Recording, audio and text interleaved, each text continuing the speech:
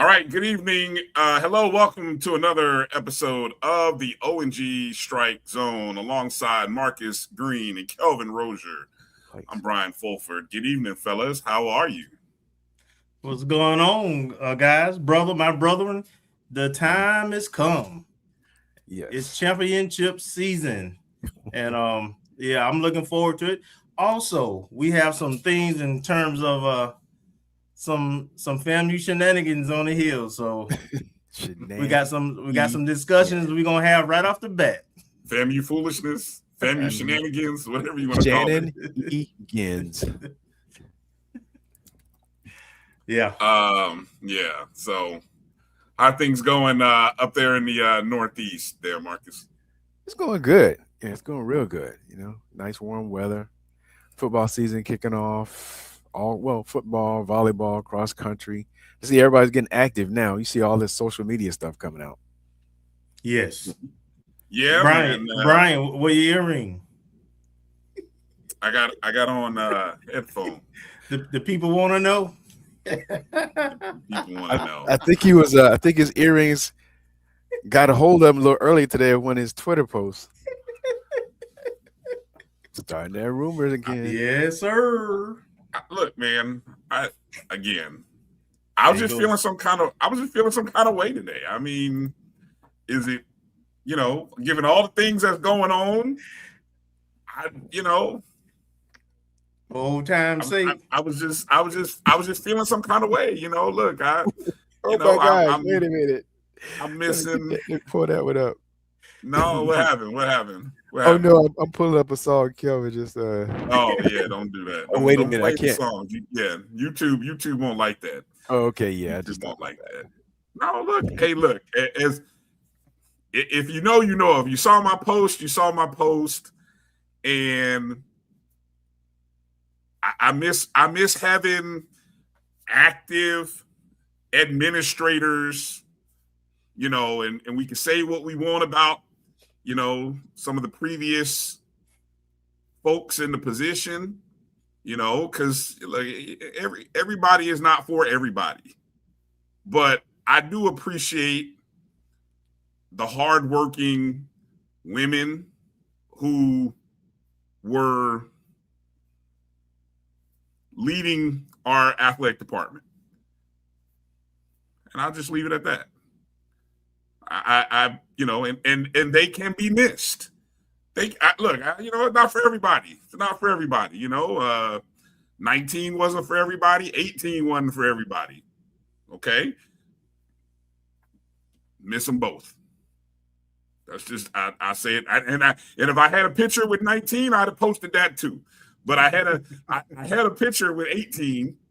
It just so happened, we kind of coordinated. We coordinated, it just, it is what it was. You were reminiscing.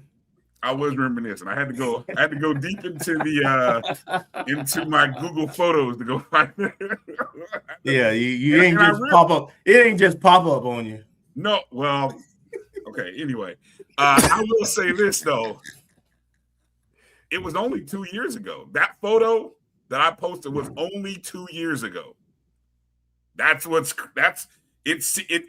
it had been longer than 2 years, but it's only been 2 years.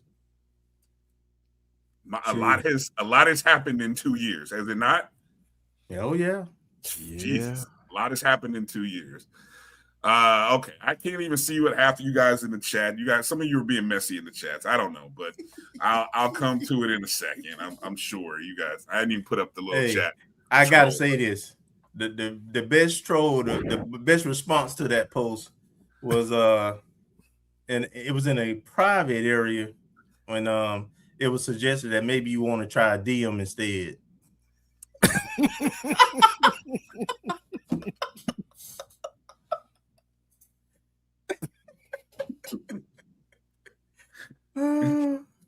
See, man, my brother, I'm with you, my brother. I'm down with you. I'm in that foxhole with you, bro. I appreciate it. I appreciate it. Campbell. I'm not even like Campbell's going in. I'm not even going, like I said, I'm not even putting the chat up yet because this mess. Y'all call me messy. I'm gonna just let y'all end up having your fun.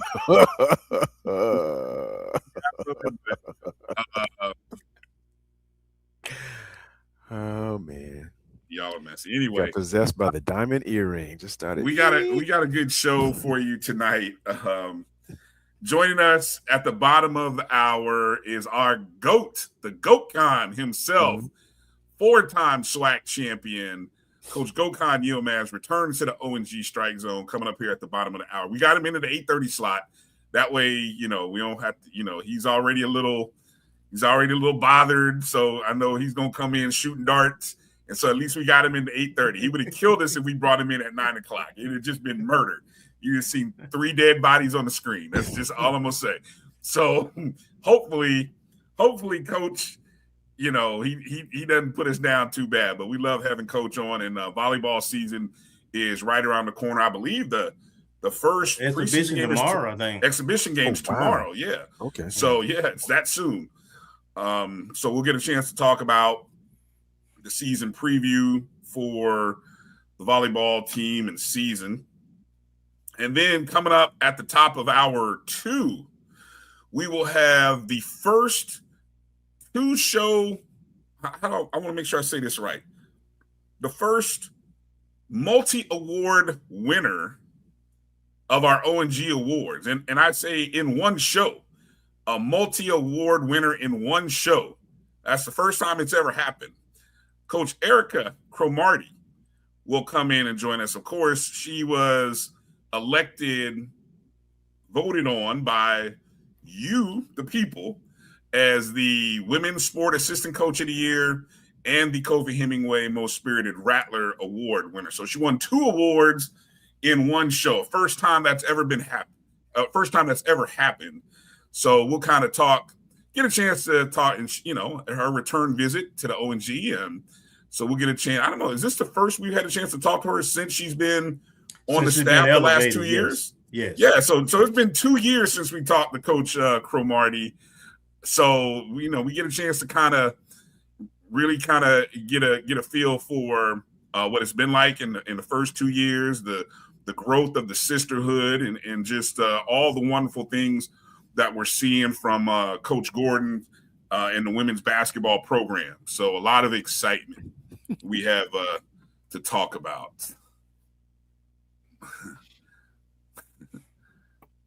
You guys, well, I tell you. Also, I want to definitely on air here give a shout out to Kelvin Rozier, who did a great job with our 2026 season preview, FAMU football season preview. And thank you to everybody that has been reading the work on Substack. Hopefully you all are subscribing. You're signed up to be a subscriber.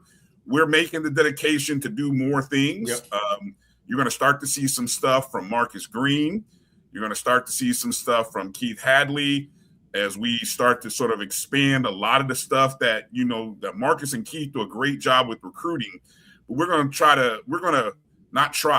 going to add more meat to that. So we're going to actually, whether it be post, whether it be once a week or something, we're going to add a little depth into the recruiting information, from the various sports, who's getting offers, who's committing, things of that nature. So you want to subscribe to that.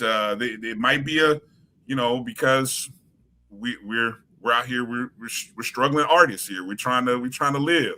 We're trying to do things. We got some things that we're working on. So something like that recruiting stuff, maybe you're going to see most of it behind a subscriber fee. So, we're going to do other stuff as well on the free content side. But, the recruiting in-depth information, you're going to start to see that behind the subscriber wall a little bit for that content, because like I said, I know Marcus and Keith, man, you guys do a lot of work with that, and it is so we want to keep that going and keep those guys happy somewhat. They don't ask a lot, but we do want to keep them happy. So we want to make sure we all do that. So please make sure you're subscribed to the Substack page. I'll put the link again up from the article that Kelvin did, and then how you can subscribe as well. So we'll put all that up. We'll get all that squared away here. All right, let's do the shout outs before we get into some of the headline news. We might want to skip the shout outs and jump into the headline news, I think. You want to skip shout outs? Look at Kelvin, want to skip the shout outs. Okay. I mean, Yeah, we got some stuff. Well, so obviously let's okay, since I'm skipping that, let's start with practice one. Let's start with football practice one, because you were there. Yep. And before we get into the news that came out in the last 48 hours, let's talk about practice number one. Give us some takeaways, Kelvin. What kind of things did we see? What can you share about what you saw from practice one? And I'll if I can find the video, there's a great video recap that TK did on YouTube. I'm gonna see if I can find that link, and I'm gonna post it, or heck, I may even show a little bit of it. I don't know, but go ahead, start, Kelvin, and I'll see what I can find here while you're talking. Observation one for me was the loudness of practice. And what I mean by loudness is the defense was on one side, the offense was on the other, and there was competition going on. And after every play, there was rooting and cheering and let's get them. Also, when people made mistakes, there were coaches that were coaching. It sounded like a football field. Anybody who's played football for coaches who are passionate and has a standard of excellence, you hear some choice words sometimes when you don't do what is expected of you.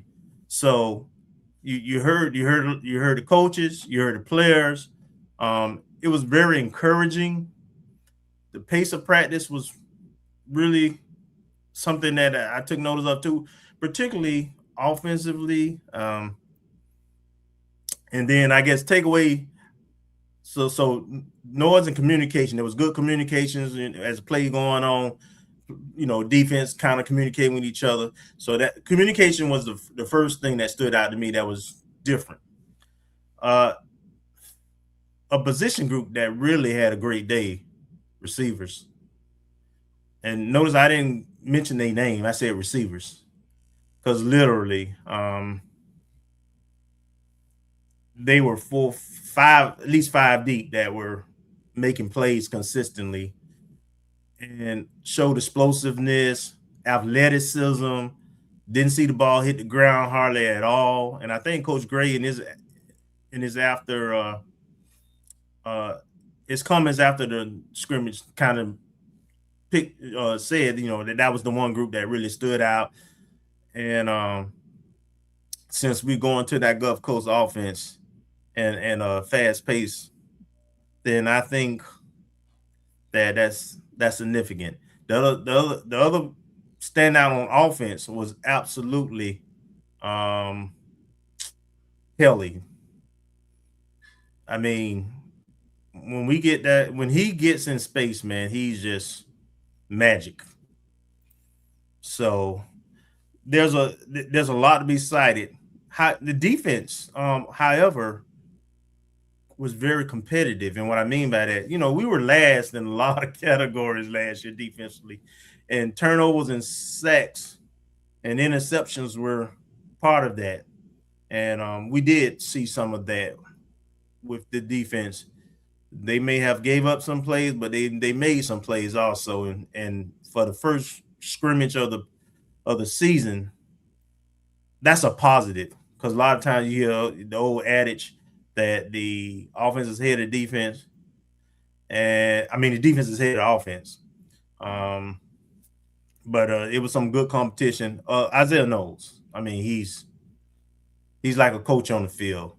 So our offense is already, at a good spot. The backup quarterbacks were really solid, really pretty good. They were pretty good. And for me, Parker has a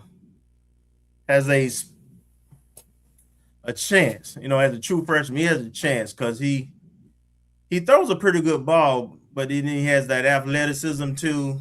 And for a true freshman, he shows some good poise and decision making. So, but in general, that group as a group, they look solid.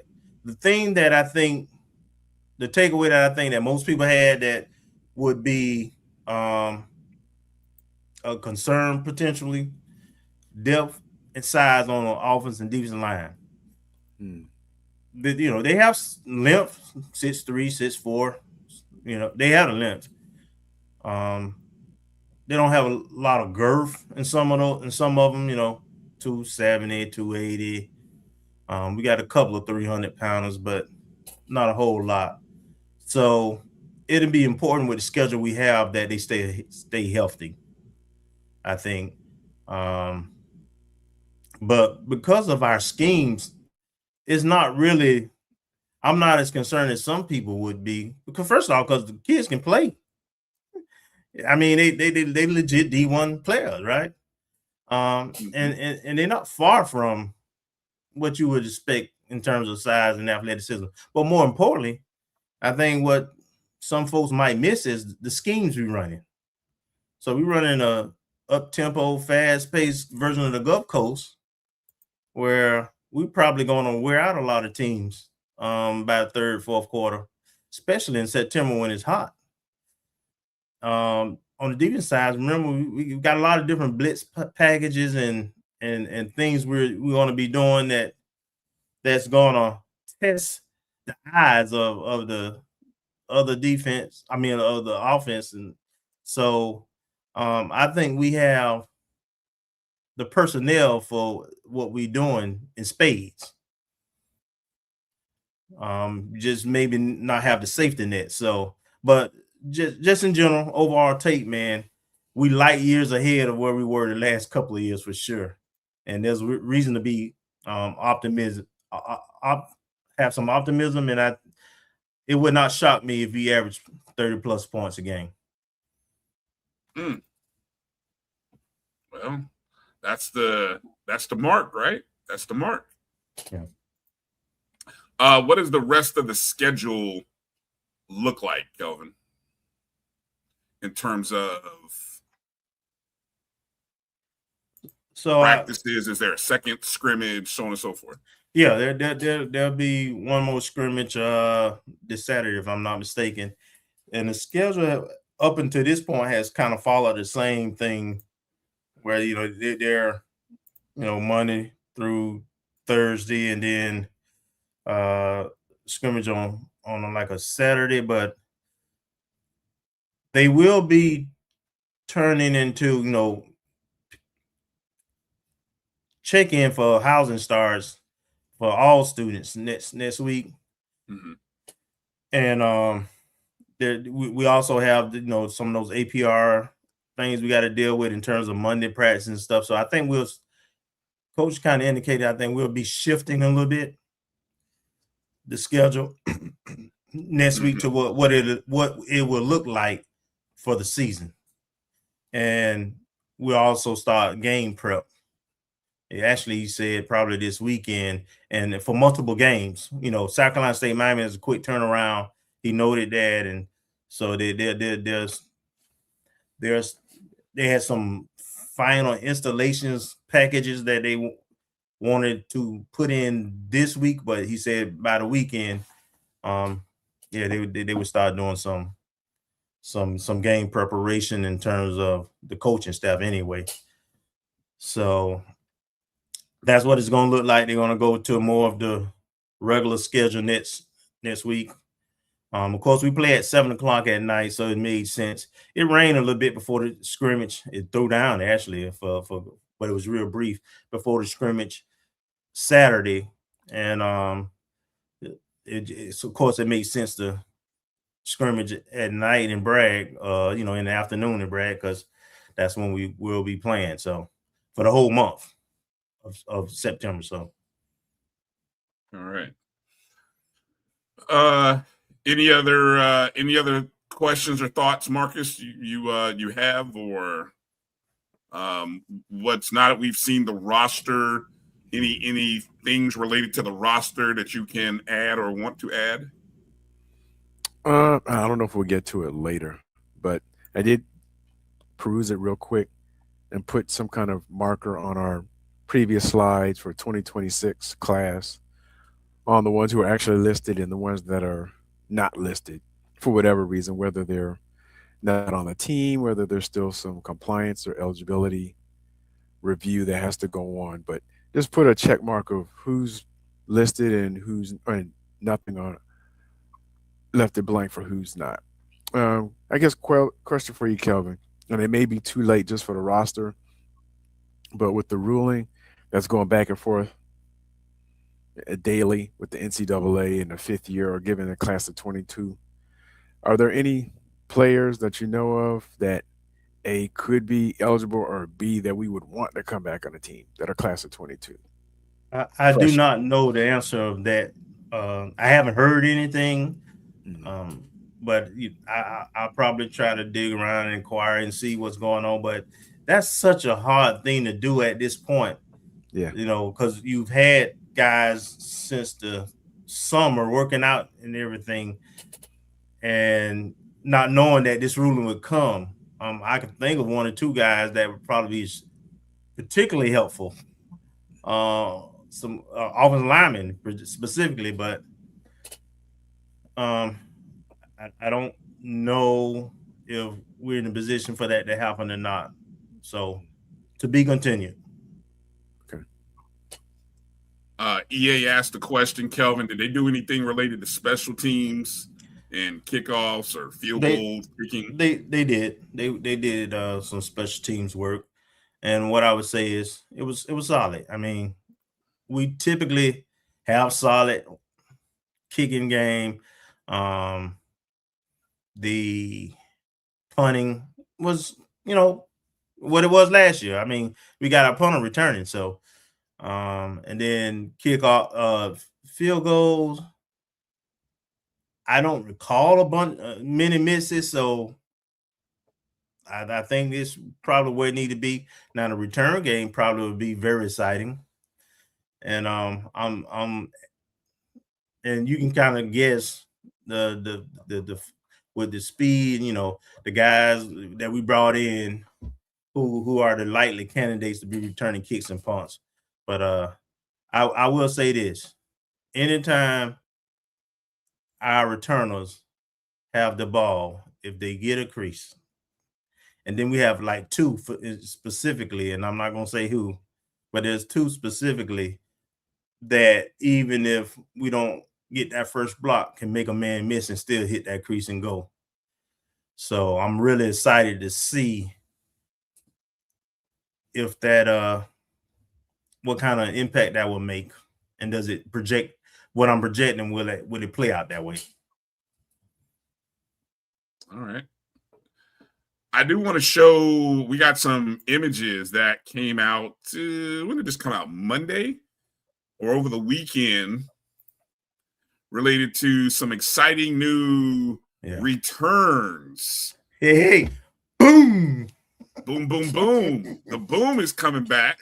Yes. Not the man, but the cannon. That is beautiful. Can't wait. I don't know which end zone would that be a south end zone by the field house thing, or will it be? Yeah, it'll stay in the same end zone. All right. Has there been any pre-fired shots off just to kind of get a feel for the sound? Do we know? I don't know. I'm sure it will happen, but I doubt it's happened thus far. You got a budget for that. You don't want to use too much. especially if we put up the points we may be putting up, especially that first game. Yeah.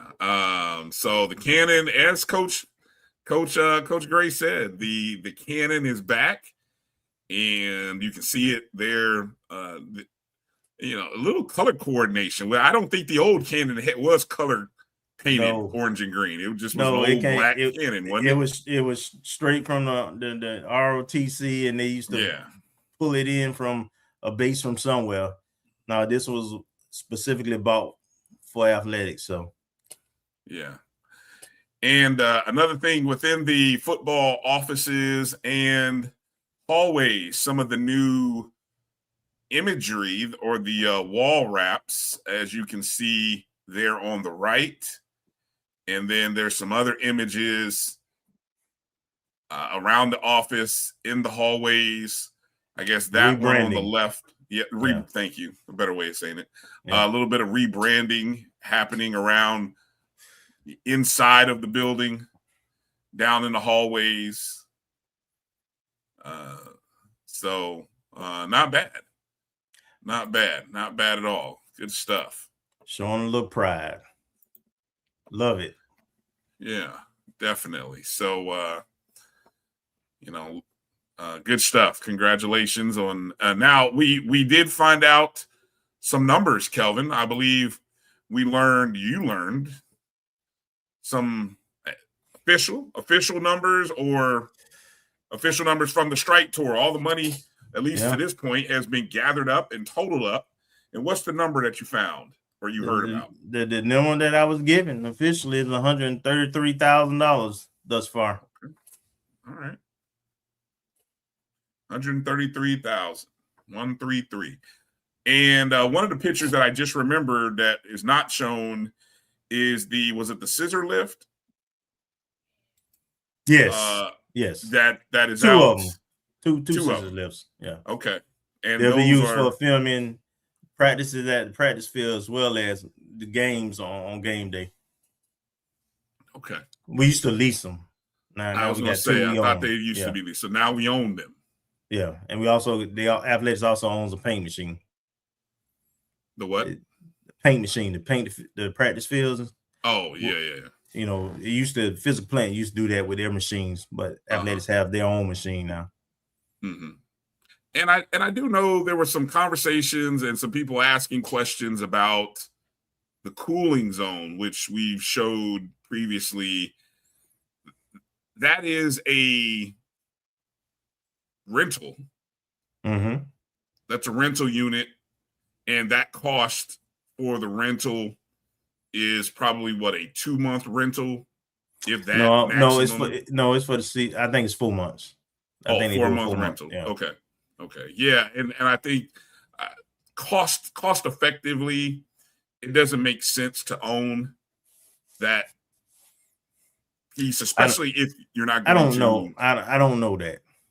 I need more information to be able to. I think you need to have full-time people willing to clean it on a regular if you're going to use it. But isn't there temperature and heat considerations as well? Right? I mean, because by the time you hit November, is it really as effective as its intended purposes in the fall? Well, sometimes, I mean, between the end of October and November, usually cool down when the fair comes. But also in November, it does still be 89 degrees in the day, 85. So in Tallahassee, so there's still use for it. Let's put it that way. I love this right here. These are the kind of eyes that we have on everything. Jens P asking about the practice field gets sodded. That grass is too long. Unreal. I would have never. What did the grass look like out on the practice field when you saw it, Joey? The grass is fine. It's not a bunch of holes. Coach would bring it up if it was if they still got the same contractor who cuts it. The weather sometimes can impact, and them practicing can impact the regular schedule. There's a schedule where it gets cut, but sometimes the weather and the practice schedule don't cooperate with it, and so it may go a couple of days longer. But honestly, it's in pretty good shape this time of year. Now, you mentioned, or we mentioned a couple of weeks back, that when we knew or heard the first that number was over 100,000, there was talk about some of that money going towards rev share. Don't know nothing about it. Hadn't heard anything further. I know, but it's we're gonna ask it, and we'll see if because that was the ask by the coaches, right? And so we'll see if administration holds to that. So we'll keep you updated. We didn't forget, and so as we know more, we'll let you know more. All right. Yeah. Coming up later in the show, we'll talk about one of the long-standing traditions of FAMU football games, which for right now seems is coming to an end. We'll tell you more about that later in the show. That's called a tease, folks. No earrings needed to tell you that. But also, so after the break, we're going to talk to Coach Gokhan, the GOAT, the four-time SWAC champion himself, returning to the O&G Strike Zone. And, we got to keep Coach happy. So we'll take this short break and come back, and we'll find out about what the 2026 Rattler volleyball team is going to look like on the court.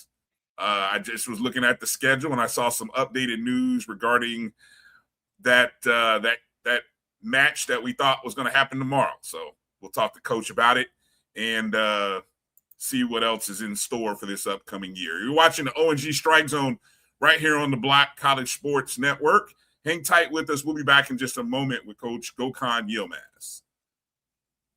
This is Bryan Fulford. AD Drew and I are co-hosts of the BCSN Sports Wrap. We talk about all things related to HBCU athletics. From the games, teams, coaches, and fan interest stories, we cover it all. You can find our shows on Facebook at BCSN Sports Wrap, YouTube at MyJBN Online, and everywhere you listen to podcasts like Anchor, Spotify, Google, and Apple Podcasts. You can also find the show on the Jericho Broadcast Network's app. Make sure to download. We look forward to you joining the conversation and being a part of the show.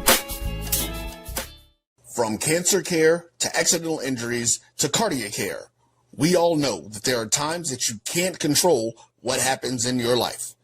But with Globe Life Family Heritage, you can be prepared to weather the storm when it comes. Call Dr. Beverly Eagle Rogers at 877-300-8269 or visit the website at globelifefamilyheritage.com. With over 25 years of serving communities, Dr. Beverly Eagles Rogers is here to help you and your family through difficult times. Dr. Beverly takes pride in Globe Life being one of the few companies that returns 100% of premiums to clients that stay healthy. So for more information, call Dr. Beverly Eagle Rogers at 877-300-8269 or visit the website at globelifefamilyheritage.com. Introducing the HBCU Trivia Game. It's more than a board game. It's a journey to the legacy of historically black colleges and universities. Here's how it works. 2 to 4 players, ages 13 and up, start as freshmen and roll the dice to advance. But here's the twist. You can only move forward by answering trivia questions about HBCU. Test your knowledge of notable alumni, key historical events, sports milestones, and fun HBCU facts. Watch out for spaces that can propel you ahead or set you back. And if you get a question wrong, you stay put until your next turn. The first to reach graduation wins! The HBCU Trivia Game. Support, educate, entertain! Available now. Let the journey begin. For over 30 years, HBCU Image has been more than just an apparel store. We've been a movement, a statement, a legacy. We celebrate the pride, the purpose, and the culture that make historically black colleges and universities legendary. HBCU Image, a Kenny T's company.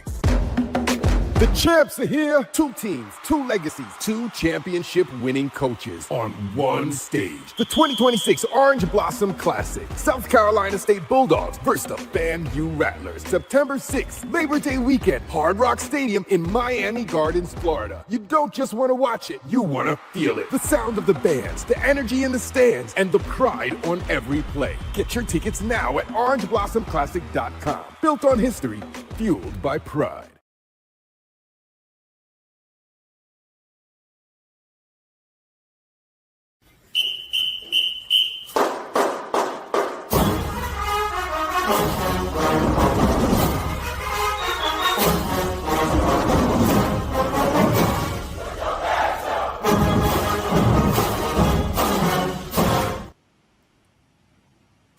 All right, welcome back to the ONG Strike Zone.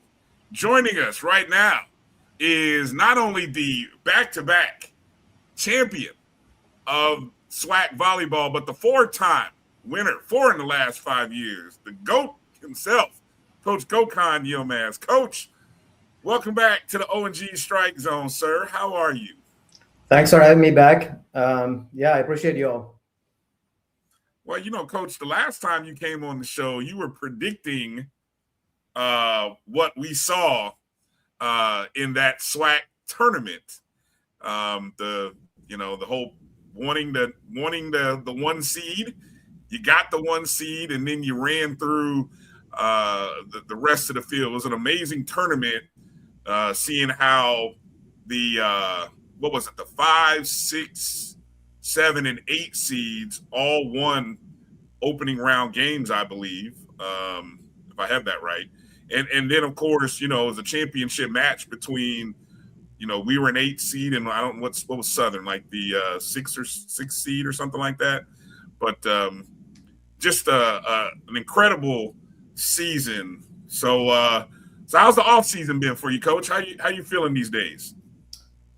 We had a good spring.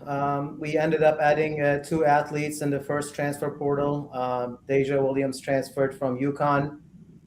She's going to be a big contributor this year. I think she's going to play on the right side for us. And then Kelly Kelsick transferred from University of North Dakota, another Houston player we added on our roster. And we're expecting big things from her in the back row. More productive than the year before, for sure. And then preseason has started for the summer. Majority of the athletes here working out with our strength and conditioning coach, which we have a phenomenal one this year. She's doing great things with the athletes. We're happy with the way it started. Unfortunately, we have some injuries early on. That's why I think you referenced back to the UNF game that ended up being canceled due to us being short in a couple of positions. But majority of those athletes are expected to be back in the next 2-3 days. None of them are season ending. None of them are going to be long-term, it looks like, but one maybe 6 weeks or so. But everybody will eventually be back and be ready to go. That's good to hear. Good to hear. Go ahead, Marcus. We'll start with you. Go ahead, Marcus. Oh, good evening, Coach. Thank you for coming back on the show. I wanted to ask, in terms of building off of last year's success, going forward, what's going to be the mantra for this year as it relates to going further, once again, capturing the SWAC, but also going further in the NCAA? Yeah, I think this is my 9th year starting here. So every year you learn different things. And every year you find people within your team, from the players, that have valuable feedback on what things you can do different, because every group dynamic is different. Every team is different. So that was our focus for the spring. And that was our initial meeting when we reported back, is what can we do or what should we do different this preseason? So our preseason schedule is way more comfortable, more beneficial for the conference, and we're not getting the same result we did last year, especially midway through the season. That being said, postseason, it's going to be, again, I keep talking about the same thing on your show in different places. There is a major gap between who we play and what we have. even within the conference starting this year, there are several programs that are offering more scholarships than we do. They have revenue share money. They have NIL money. So they're putting a lot of resources behind volleyball.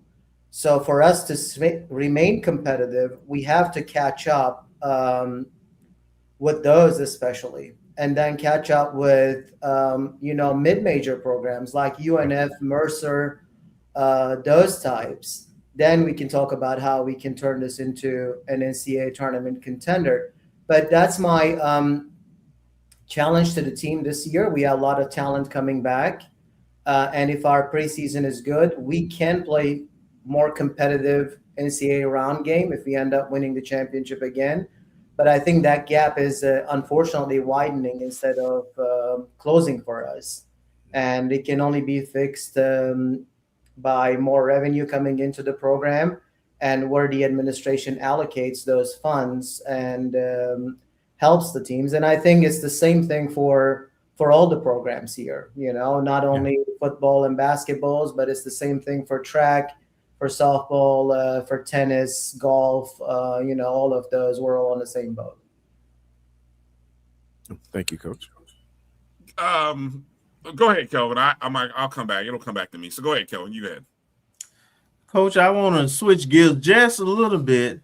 You've got a little coaching tree thing going on. Virginia State had a pretty successful season last year with one of your former players and grad assistants. And now Brooke is headed to the University of Memphis. Talk about your role in help developing young ladies, not only as players, but as coaches, and what it means to you to see them go off and follow and help start their careers and have success. Well, that's our commitment to the athletes we bring into their families, where we don't only want to help them while they're in school, but after they graduate as well. And the ones that choose to be volleyball coaches, I was very happy to be able to afford the opportunity to those. And both of them, I cannot be more proud. They both will continue to do great things if they choose to stay in the profession. And I know they like where they're at. It always hurts when you lose them, especially this year. It's a big time crunch for us to be able to replace Brooke. And she's done great things here with the program, not only as a player, but also as a coach. But we recently hired somebody. She's going to start next week. I'll wait for the website to release who it is. We haven't told the players yet. We're just waiting to make sure that the paperwork goes through. But it's somebody who played in an HBCU, was the MEAC Woman of the Year in her last year when she played. I think she's going to do great things here. She has a little bit more experience than Caitlin and Brooke starting. So I'm expecting her to come in and make impact. But again, as much as we hate, it's late. We have to deal with the preseason with 2 coaches only. But that doesn't change the fact that we're very proud of Brooke, and she's going to do great things at Memphis. So is it, let me follow up to that. So right now it's just you and Coach Canfield, or you mentioned, is there another coach on staff with you? No, only Steve and I. Okay. And then this other coach will come in a little bit later. Okay, good deal. You mentioned roster sizes. So right now, when I look at the website, I see 17 young ladies on the roster. What is the number? I know the rules have changed recently in terms of what you can allow. What's your wish number? What do you wish you could be at? When you mentioned what some other teams maybe within the SWAC are fielding, what's an ideal number for you?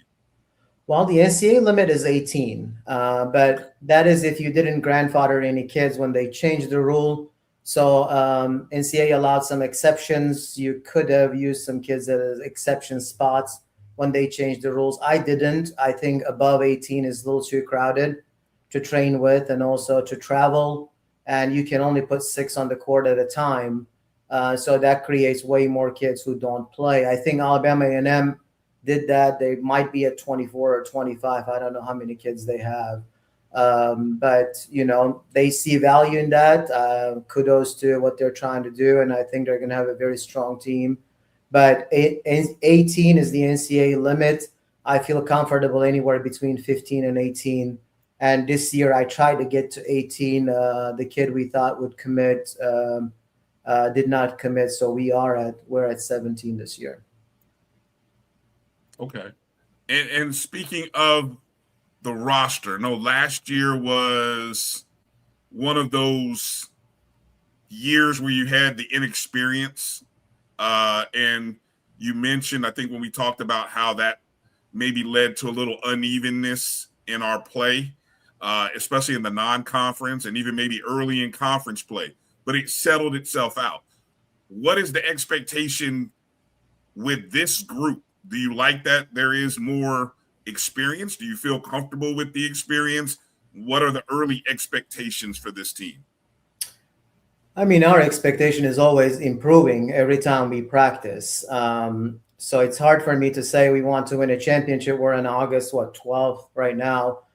Championship is in November 22nd. That's just too many mountains to climb before we get there. And we don't know what those mountains will look like. We don't know what challenges we're going to face on the way there. We definitely want to be in the championship game again, but we need to continue to improve. But the reality of it, if we want, we only need to change one starting player. Somebody can slide into that position. Yericka Rodriguez, which ended up being a fantastic player at the end, is the only starter we lost. We lost a back row player who came in and gave us a great lift. But, Sydney and Victoria Santana did a good job in that position, so they can split that. Or Kelly Kalsick came here to be able to give us a lift in that position too. But again, there is a lot of talent on this team. Some didn't play. Some were great players the year before, couldn't break into the starting lineup. So it might look different. It might be similar. It's very hard to say. We're just doing our best to collect numbers to see who fits next to who, if we can come up with creative situations to see how we can improve what we were doing. But for us in our program, it's always a daily challenge. Can you be better than what you were yesterday, not only as a player, as a coach, or whoever you are on the team? And that's what we're challenging ourselves to do, and that's what we're challenging our athletes to do as well. Go ahead, Marcus. Coach, I came across this summer a young lady, Tyler Grant. I'm actually looking at her Instagram now, and I'm not sure where her accolades happens to be, but she did a list of the top 5 volleyball schools or states at the high school ranks and maybe even the club level. And I've noticed over the last few years that we've gotten recruits from 3 out of those 5 states, being Illinois, Florida, of course, and Texas. And it seems like we've been getting the transfers in high school players from Texas. Can you speak to how the success of having won 4 out of the 5 SWAC titles has helped you to bring in that talent, but also having won 4 out of those 5, has it presented any challenges in scheduling? Well, from recruiting standpoint, obviously we know those states, and I think I saw the list. I agree with those 3 being in top 5, and then the other 2, you can argue California being in there. You can put several different ones, but we also think Georgia is a very good volleyball state, with Atlanta Metro being such a strong volleyball area, and we have a fantastic player coming from there next year. She's going to. She's very well known in the junior circuit. She played for one of the best teams in the country, if not the best, this year as a major player. She committed early. She's holding to her commitment. She's going to be a fantastic addition. We're adding some kids from DC area. We have one more coming in 27, another great player. We have another Houston player coming in 27. And 28, we have 2 commitments currently. One is from Jacksonville and one from Mobile area. So what it did, again, is FAMU is already a desirable place to be academically, tradition-wise. but volleyball being strong and coaching staff now being established and staying here for a long time, I think makes a big difference. And we have enough connections to be able to reach. Our recruiting budget has increased some, so that helped quite a bit. But I mean, at the end of the day, we don't look at the best states. We look at the best kid we see when we go to the tournaments. Like this year, we have a local athlete here that's from Godby High School, is going to develop into a very good player in the near future. I'm expecting her to do great things as well. Scheduling wise, I don't think it's causing us any issues. I think it's allowing us to play better and better competition. Maybe not the big names that we're playing, but if you look at our schedule, our second weekend, Jacksonville was top 100 in RPI last year, and they're going to return to us next year in our tournament. We play Coastal Carolina, usually a top 100 team, and Yukon from Big East is our second weekend. And third weekend here at home, obviously we're very happy Hampton is returning. We went to their tournament last year, but FIU is a very good team, and also Louisiana Lafayette, which is expected to be very good again this year. So it's attracting those teams to come and play us as well. So I think it's helping more than hurting in that sense. Okay, great. Thank you. Go ahead, Roger. Speaking of scheduling, Coach, if we looked at it correctly, I think we got a couple of games around football games coming up, and I thought I saw a couple around homecoming. If that's the case, tell me logistically how you going to work that out. Roger, you know something I don't know, or you're just trying to start something? What are you doing here? Oh, no, I of course, homecoming is when you want, you got big crowds there, and you all are such a successful program. So, of course, we want people to come out and to cheer the Rattlers on and the victory. But I was just wondering. I know a lot of times logistically that can be challenging. So I was just wondering. I guess the question is, do you anticipate all those games be played in Lawson? Where's the game going to be at? Well, the word I would like to use is ideally you want to play at home around homecoming. And we talked about, playing for the HBCU attendance record, which is only about 2,000 people, I believe. And conference sets the schedule, not us. So the schedule comes from the conference office.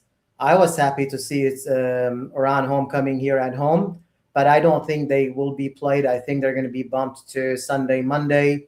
There's so many conflicts with the facilities, and for whatever reason, it's impossible to find a way to fit volleyball in, even in some of the practice situations. It's ongoing fight that we will continue to lose. I don't know why, and I don't think winning helps. It's something that has to be an idea or showcase that the university buys into, where we're going to play this game here with this program that has done these things, and let's get 5,000 people. I believe we can get 10,000 people there. That place can be full.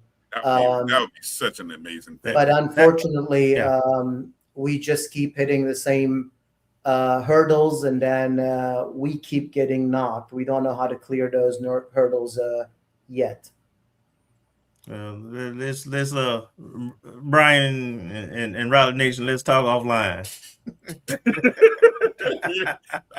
was a great answer, Coach. I love the way you pivoted and the way you spun that one home. See, that was good. Well said. I would love to see that game be played in right where you're practicing, right there in the Gaither gym. I think that would be cool. I think, but I don't know. So I can talk about that a little bit. We had the idea of playing in Gaither. Actually, Courtney Gaucher came up with this idea, and I like the idea. But it's unfortunate that there's no improvements that are done in that building in order to be able to play Division I volleyball match. And I believe it's deemed from the risk management that you cannot pull the bleachers out and have more than a certain number of people to play a safe game. So I'm not certain that place is close enough in terms of the safety part and then how much improvements it needs in order to play a volleyball match there. But that was our idea with Courtney, his administration. I bought into that. I'm all for that. But believe me, there are times we cannot even get into that gym. That scheduling doesn't allow us to be in place where we're supposed to practice. And again, it's another ongoing issue, and we're hoping there's going to be more resolution in the future. I understand, Coach. 1,500 people can fit in a probate show, but we can't get involved. Anyway, let me move forward. But anyway, Coach, let me ask this as we get ready to wrap up our time with you. I noticed looking at the schedule, we have a midweek game against Bethune-Cookman on the schedule this season. I don't recall too many midweek games in the past. Is this a first? No, travel partner is always a midweek, one of the two games. One is on a weekend, one is on midweek, and that allows us to save a weekend where we can play additional out-of-conference game. So what it does is it saves us the fourth weekend in preseason by playing that match on a Wednesday. And then the second of that, either home or away, it changes every year, is on that Friday. And what it does is it gives you a couple of days break in mid-season. So that one has always been on a Wednesday, one of the two. Okay. I think when we were looking at the schedule a couple of weeks ago, I think we noted that it comes at a point when there's let me see, it in the state of Florida, 1, 2, 3, 4, 5, 6 games, all within 6 matches, all within the state of Florida. 5 of those 6 are at home, and it's a nice stretch there in looking at the schedule. I mean, obviously it's Bethune twice, you got the UAPB, Grambling, and then you have Southern and Alcorn, all in that same, in that 6 game match, or 6 match period over the course of 2 weeks. So I thought that was pretty good in looking at that. Any other final questions, Marcus, Kelvin? Any final questions that you want to get in for Coach? Not right now. I'm thinking we're gonna start. Well, I always ask Coach. Yeah, I always ask Coach about his, the other teams, and I know the teams kind of are the same, and I always see that SWAC competitiveness is still elevating. But give me your handicap of the SWAC conference. Who the teams to look out for? It's very hard to tell. They improve so rapidly in that first month. Some of them you're looking in the first couple of matches and you don't think there'll be a problem, and then they turn out to be fantastic teams. But by looking at the rosters, Alabama A&M should be the front runner. They're very good, good returning players, good transfers. I think they'll do very well. Besides that, Jackson State is bringing several good players back. Very good coach there as well. I think they'll be good. Bethune-Cookman added some good pieces. Alabama State, completely a new team. Very hard to know what they're going to look like, but their coaches usually do a good job developing those kids. So I would suspect the same ones. Prairie View obviously won the regular season last year. They got several returning players. They might be in the mix. And we're going to Texas this year to play them and Texas Southern. You never know how that trip is going to turn out. But we'll see how they all develop. Okay. Good deal. The season begins with an exhibition match now on August 23rd, which is Sunday, August 23rd, in Tallahassee, right there at the Lawson Center against Edward Waters of the SIAC. Then the regular season begins in Huntsville, Alabama. Assuming this is an HBCU invitational, because we've got 3 schools from the MEAC: Delaware State, Maryland Eastern Shore, and North Carolina Central. Is this like a MEAC SWAC kind of thing that's being hosted in Huntsville, Alabama, Coach? It is, yes, and that's why we entered that. We were expecting a couple of other teams to be there also. Brandon out of Alabama A&M does a good job putting that tournament together. I think he has some funding behind it as well. So we're expecting it to be a good start for the season. But yeah, that's the reason why we attended. I think there are 4 teams from each side, but you only play 3 of the 4. So we're expecting it to be competitive, with Delaware State and UMass being a couple of the opponents that we play this year. Congratulations, Alabama A&M, doing something big again, right? I mean, a MEAC SWAC challenge. Who would have thought that was possible? I mean, look at that. MEAC versus SWAC in volleyball. I mean, it's too easy. It's a layup. I mean, so we're going to promote the heck out of it that weekend to kick off the volleyball season. And then it'll be on SWAC TV, I'm sure, because it's going to be up at Alabama A&M. They do a great job with their broadcast, so everyone will get a chance to see it, and that'll be a great weekend. That'll be really fun to watch, Coach. I'm excited about that. Any last words? Anything? Any other things you want to, shout out to Rattler Nation? How can we continue to support the program? Anything you want to get off your chest? Anything, Coach? I'll give you the last word. Hey, I'm not the ONG StrikeZone Coach of the Year, but I'll still say something. Well, I think it's really impressive, the talent that we see when you present the awards. If you look all across the board, the champions, the All-Americans, the Player of the Years, and I really am proud of the women's sports, especially how well they're doing. Yeah. And obviously we're known as a football school, right? So it's really good to see. And it was a down year for tennis. Obviously, tennis always does very well, but softball being elevated again, women's basketball improving. Those are all really great things to see. And I think we will continue to do well and improve.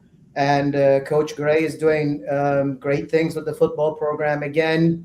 So I think they will elevate. I mean, what Charlie Ward has done in his first year is really great also. But I'm very proud to be in that group that when you post those awards, there's 4 or 5 teams that are champions. And I look at the kids that are candidates, that there's a lot that have won. But that being said, we really need help as a volleyball program, even from Fang Exchange or supporters, where we have kids that are choosing to come to FAMU to play for our volleyball program. Mm-hmm. And I'll give you an example. The 2027 athlete we talked about can go to pretty much 80% of the Power 4 schools, and she's still holding on to her commitment. The 2 2028 kids that committed to us, one had her first offer from University of Georgia, the first offer University of Georgia made in 2028 class. The other one, the first offer from University of Alabama. So we can get these kids here, but we got to be able to keep them. And the game has changed. But I want to express that we need as much help as possible from supporters and from the department, so the kids feel valued. I think it comes to a point where you can also do so much, but once you miss that train, once you miss that bus, you might go back 15 years, and then catching up will be even more difficult. Because if you remember, when I came here in 2018, volleyball did not win a championship for 11 years. And it took us 5 years to get it off the ground and get going. And now we can really steamroll and do better things. And that's what you asked in the beginning. Yeah. How do you be more competitive in the NCAA tournament? This is the time to hit that ball out of the park. And it can only happen with more support. But the talent level that we're bringing in, that we're reaching, is really exceptional at that point. But we really need that help. You get more bang. You can get more bang for the buck with these championship women sports. number one. Number two, in terms of the ONG awards, part of the thought process when we started to coach was to make sure that we use our platform to give visibility to the program. So that's why we always have all the coaches on. We try to get athletes on, and we have those categories, and we try to represent all the sports, right? And both coaches as well as athletes, and then teams. But we don't control the voting, Coach. Hey, I'm not always complaining about the voting. I'm the one that's always on the board, never wins, and I'm okay with that. And I'm not lobbying for myself. Last year, I don't think was usual for us, and we're going to do better this year. Coach, we're going to stand on the table and let the world know the SWAC keeps disrespecting us with their voting, and we're going to keep fighting for FAMU volleyball, Coach. We appreciate you. We love you. We love the program. We're gonna keep fighting. So, we're gonna stand on the table and keep shouting, Coach. We got you. We got you.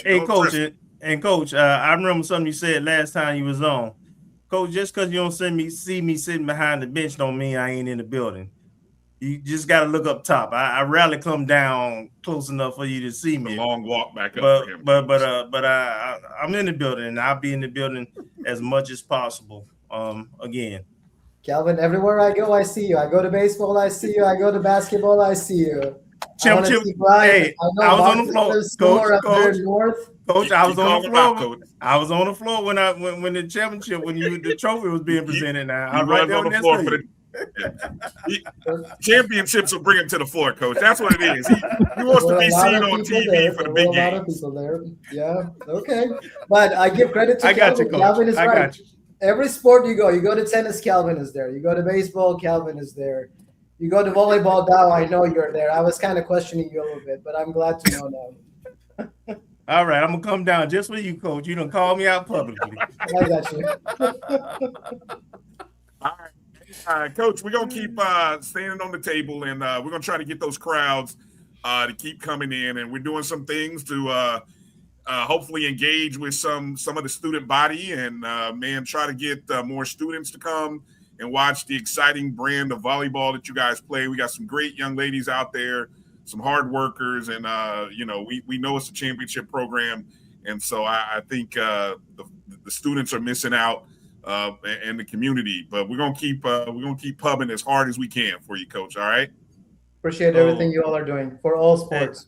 And by the way, you see what Ash just said? Fang Strange said they're gonna holler at you, Coach. Sounds good. All right. Coach, we'll talk more offline. Good health, great start to the season, and we'll talk a little bit more down the road. Okay. Again, I appreciate you all. Thank you. All right. Appreciate you, Coach. All right, good stuff. All right, Coach Gokhan Yilmaz, 4-time SWAC championship coach, if not a multi-year SWAC coach of the year, he probably should be.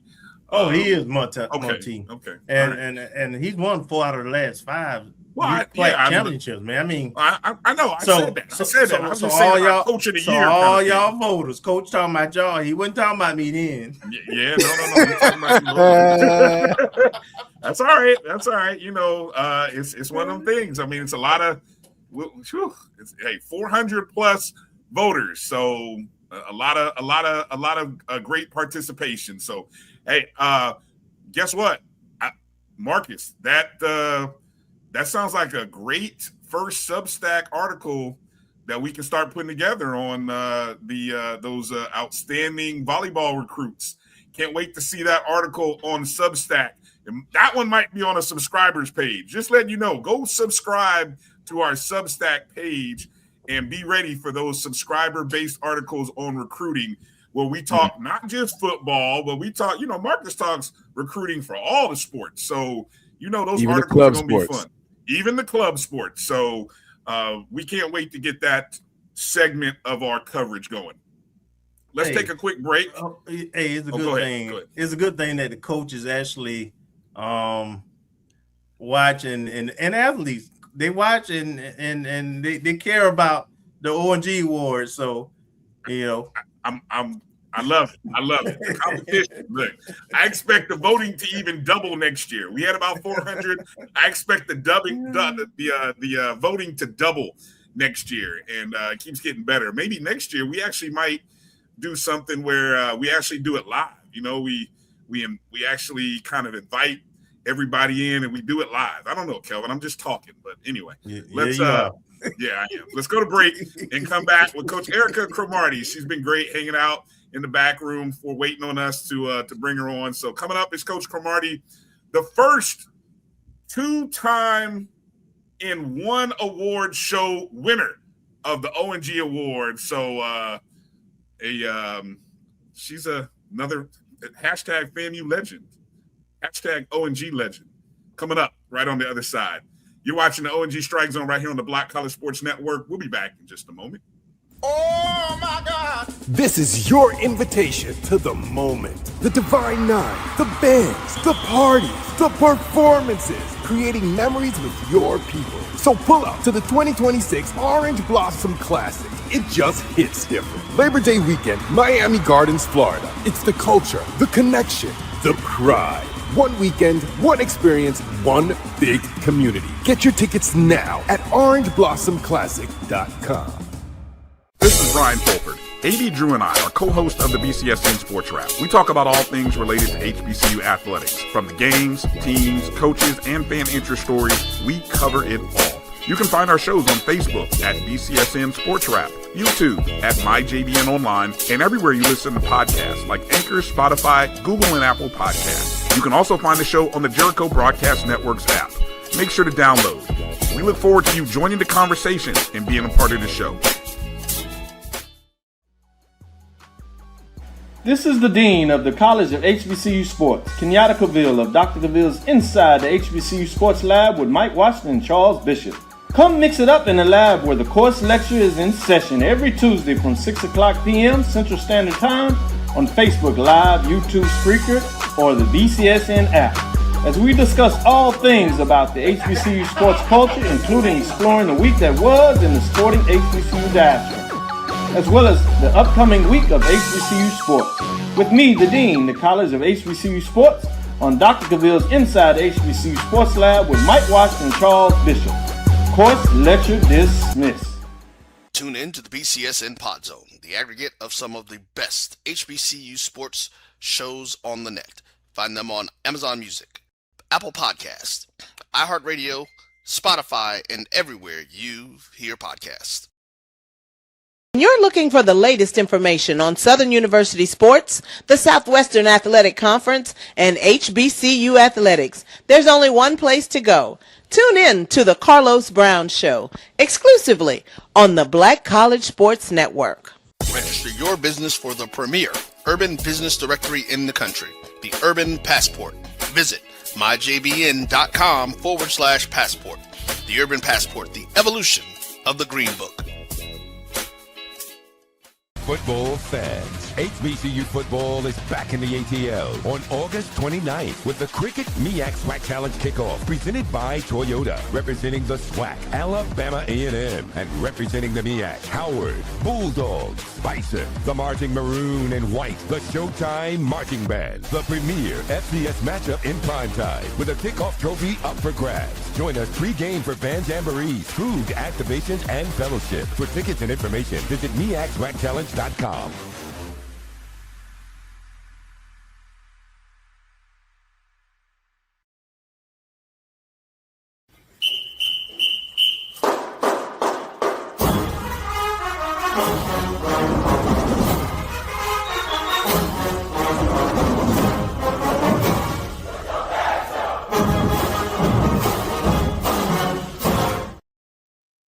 All right, joining the show coming up right now is the first person to win not one, but two ONG awards.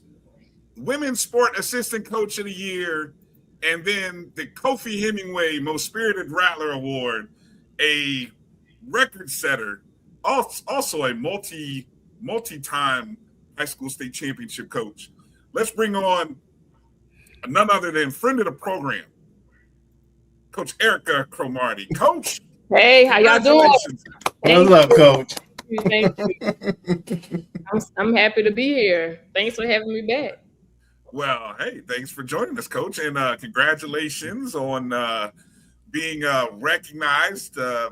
Being first off, being recognized as one of our top assistant coaches, and then most importantly, the people voted for you, Coach. And then I think what also speaks to you is you winning that the Kofi Hemingway Most Spirited Rattler Award, which is a write-in. So yeah, just let's start there. Kind of, what are your thoughts on being recognized and being recognized with those awards?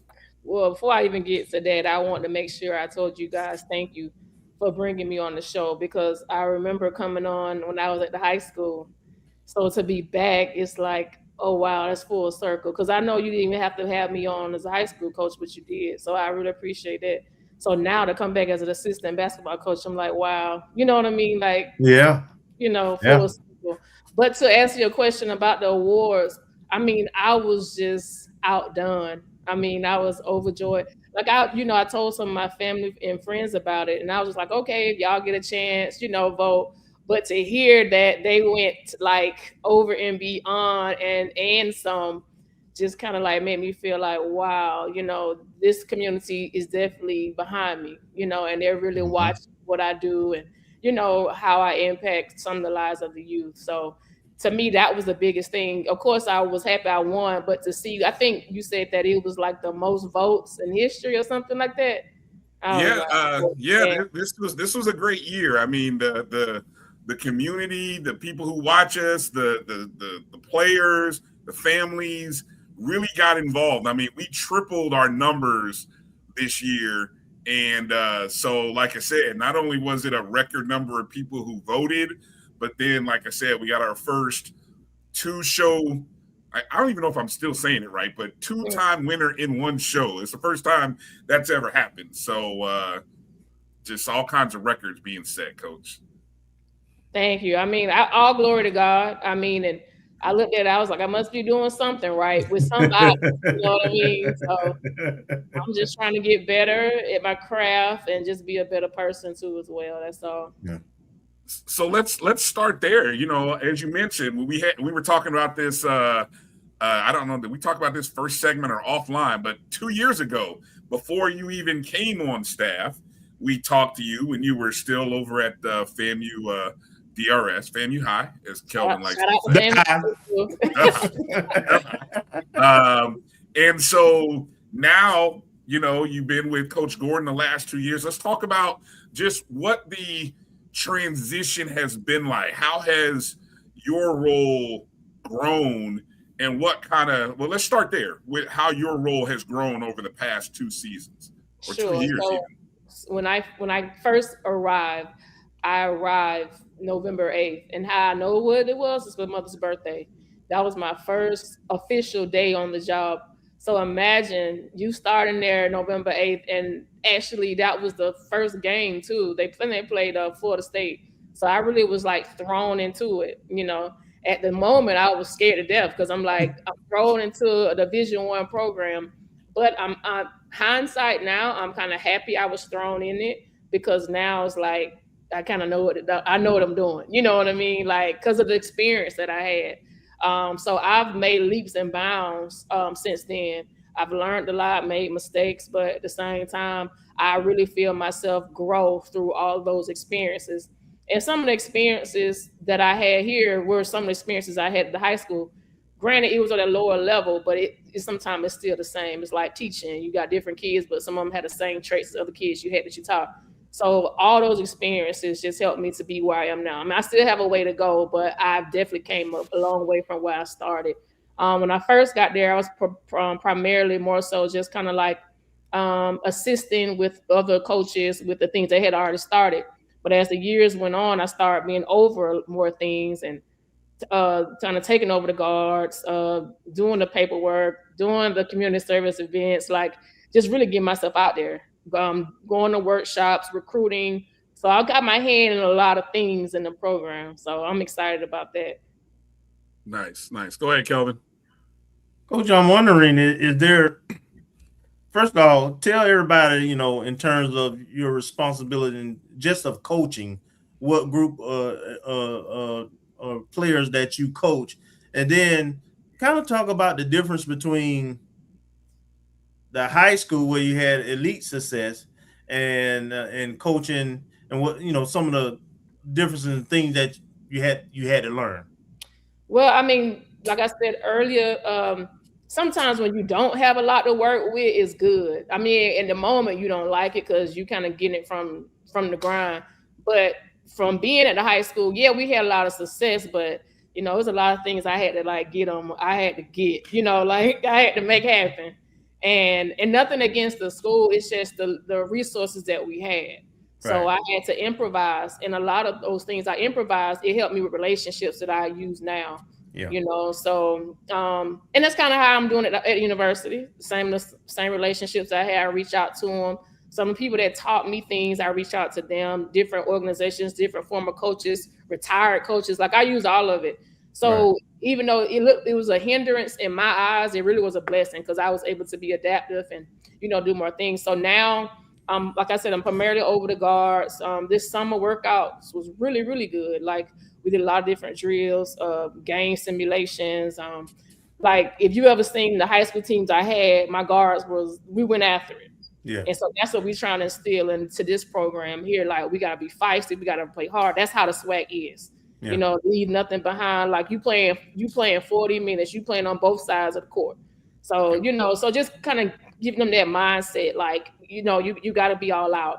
So we did a lot of drills and competitive drills and strategies to kind of get them to see, definitely working on your weaknesses. Like that's a big thing of mine. Like you want the kids to be uncomfortable so they can, when the game comes, they're used to those situations. So a lot of those things we did this summer. And then a lot of bonding things too, like sisterhood events. We did a painting and a twist for like camaraderie. We did a bowling night. We just did a lot of things to kind of like get them to have sisterhood on and off the court. All right. Love it. Nice. Sounds great. Yeah. Go ahead, Marcus. Well, good evening, Coach. I wanted to ask, in your transition from the high school level to the college level, how has it helped your professional relationships in expanding your network and the breadth of people that you've gotten to meet and people that you can now call upon to help you in your professional career? That's a great question. Just this past recruiting event, I was in Orlando, and as I'm sitting there, observing the talent and seeing what we could use at FAMU, because as you have good players, but they got to be able to fit the system. They got to be able to fit the landscape and the culture. So just because they're good doesn't necessarily mean they're good for your program. So I'm sitting there, jotting down some notes, and in comes University of South Carolina associate head coach.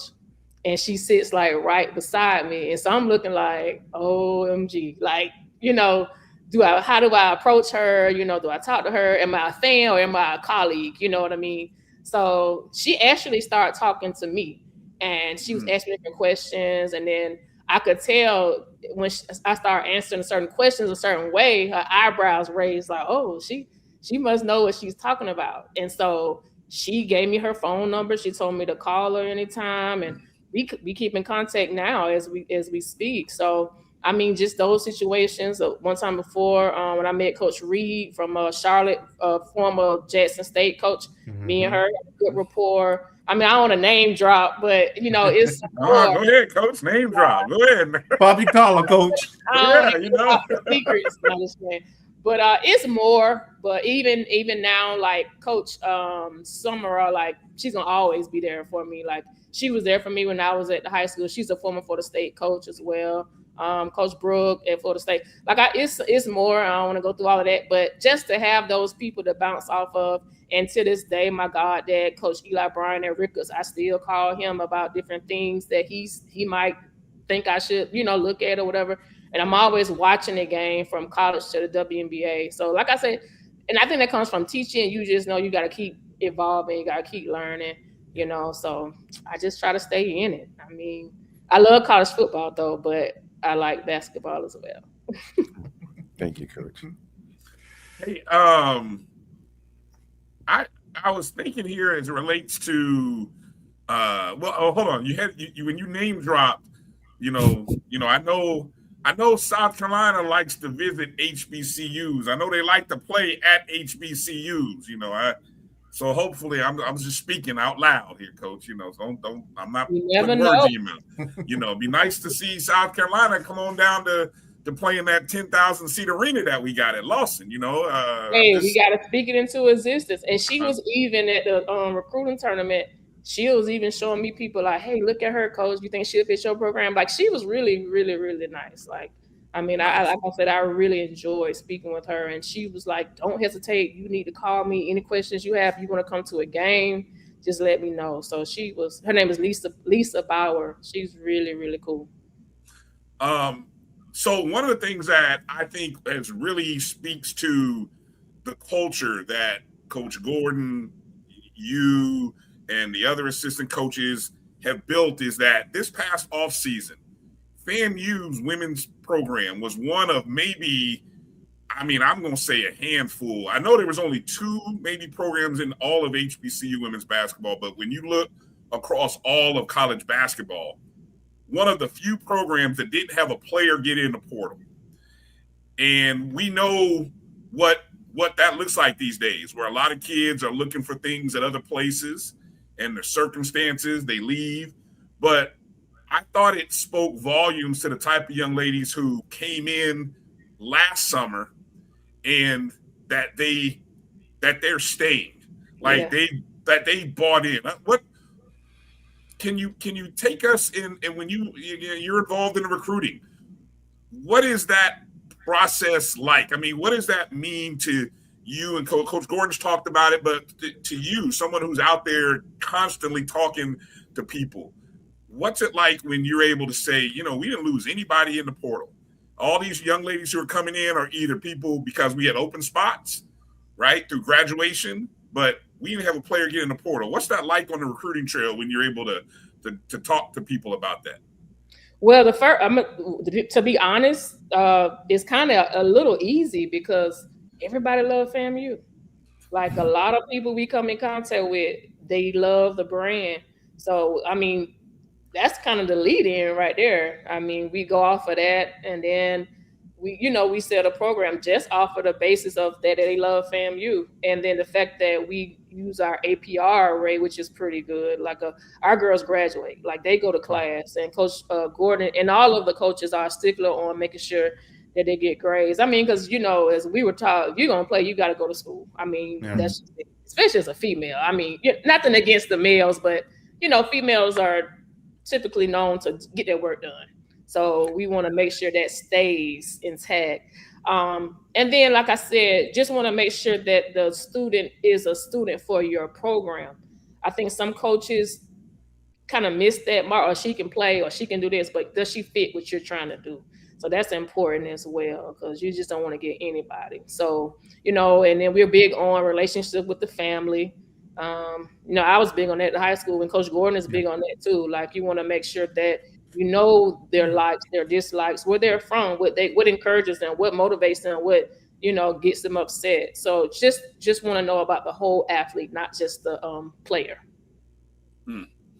Yeah, exciting stuff. Go ahead, Marcus. Go ahead. I wanted to ask, I guess, along a similar vein, like that Bryan was asking, as it relates to recruiting, how is it divvied up? Do you guys have areas or geographic areas of responsibility? Do you have positional responsibilities for recruiting? Like, you identify people that you're the guards or someone that's more akin to what your area expertise happens to be? How does that translate?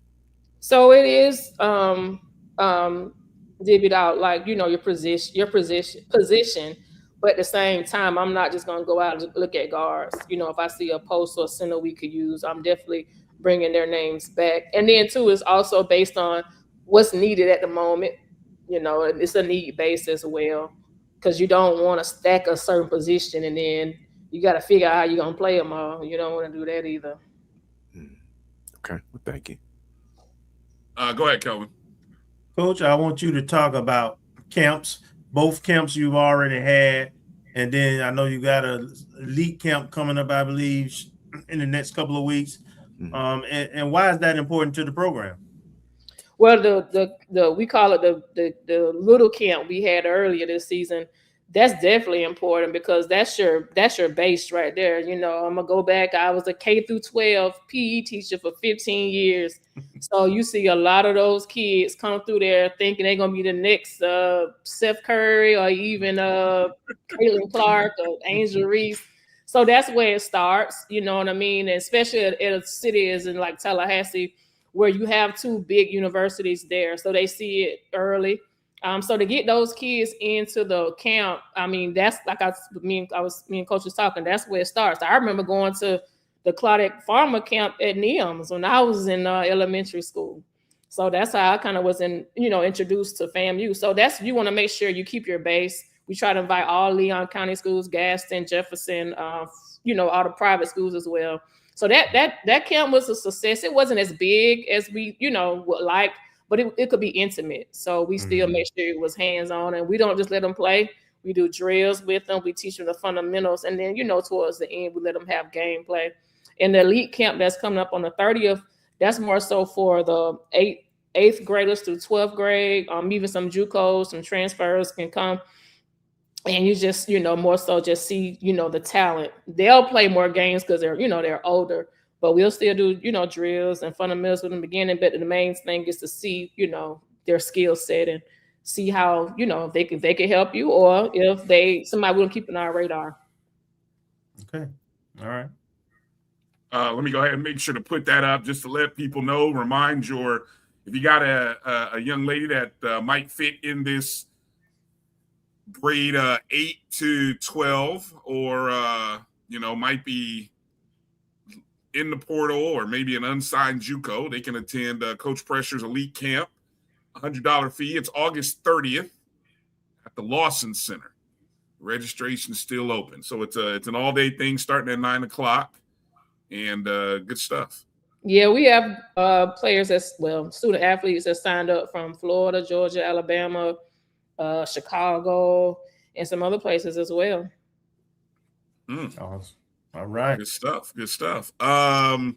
Let's talk about now you said you're over the guards. So we gotta talk about I'll say that myself and Coach Hill.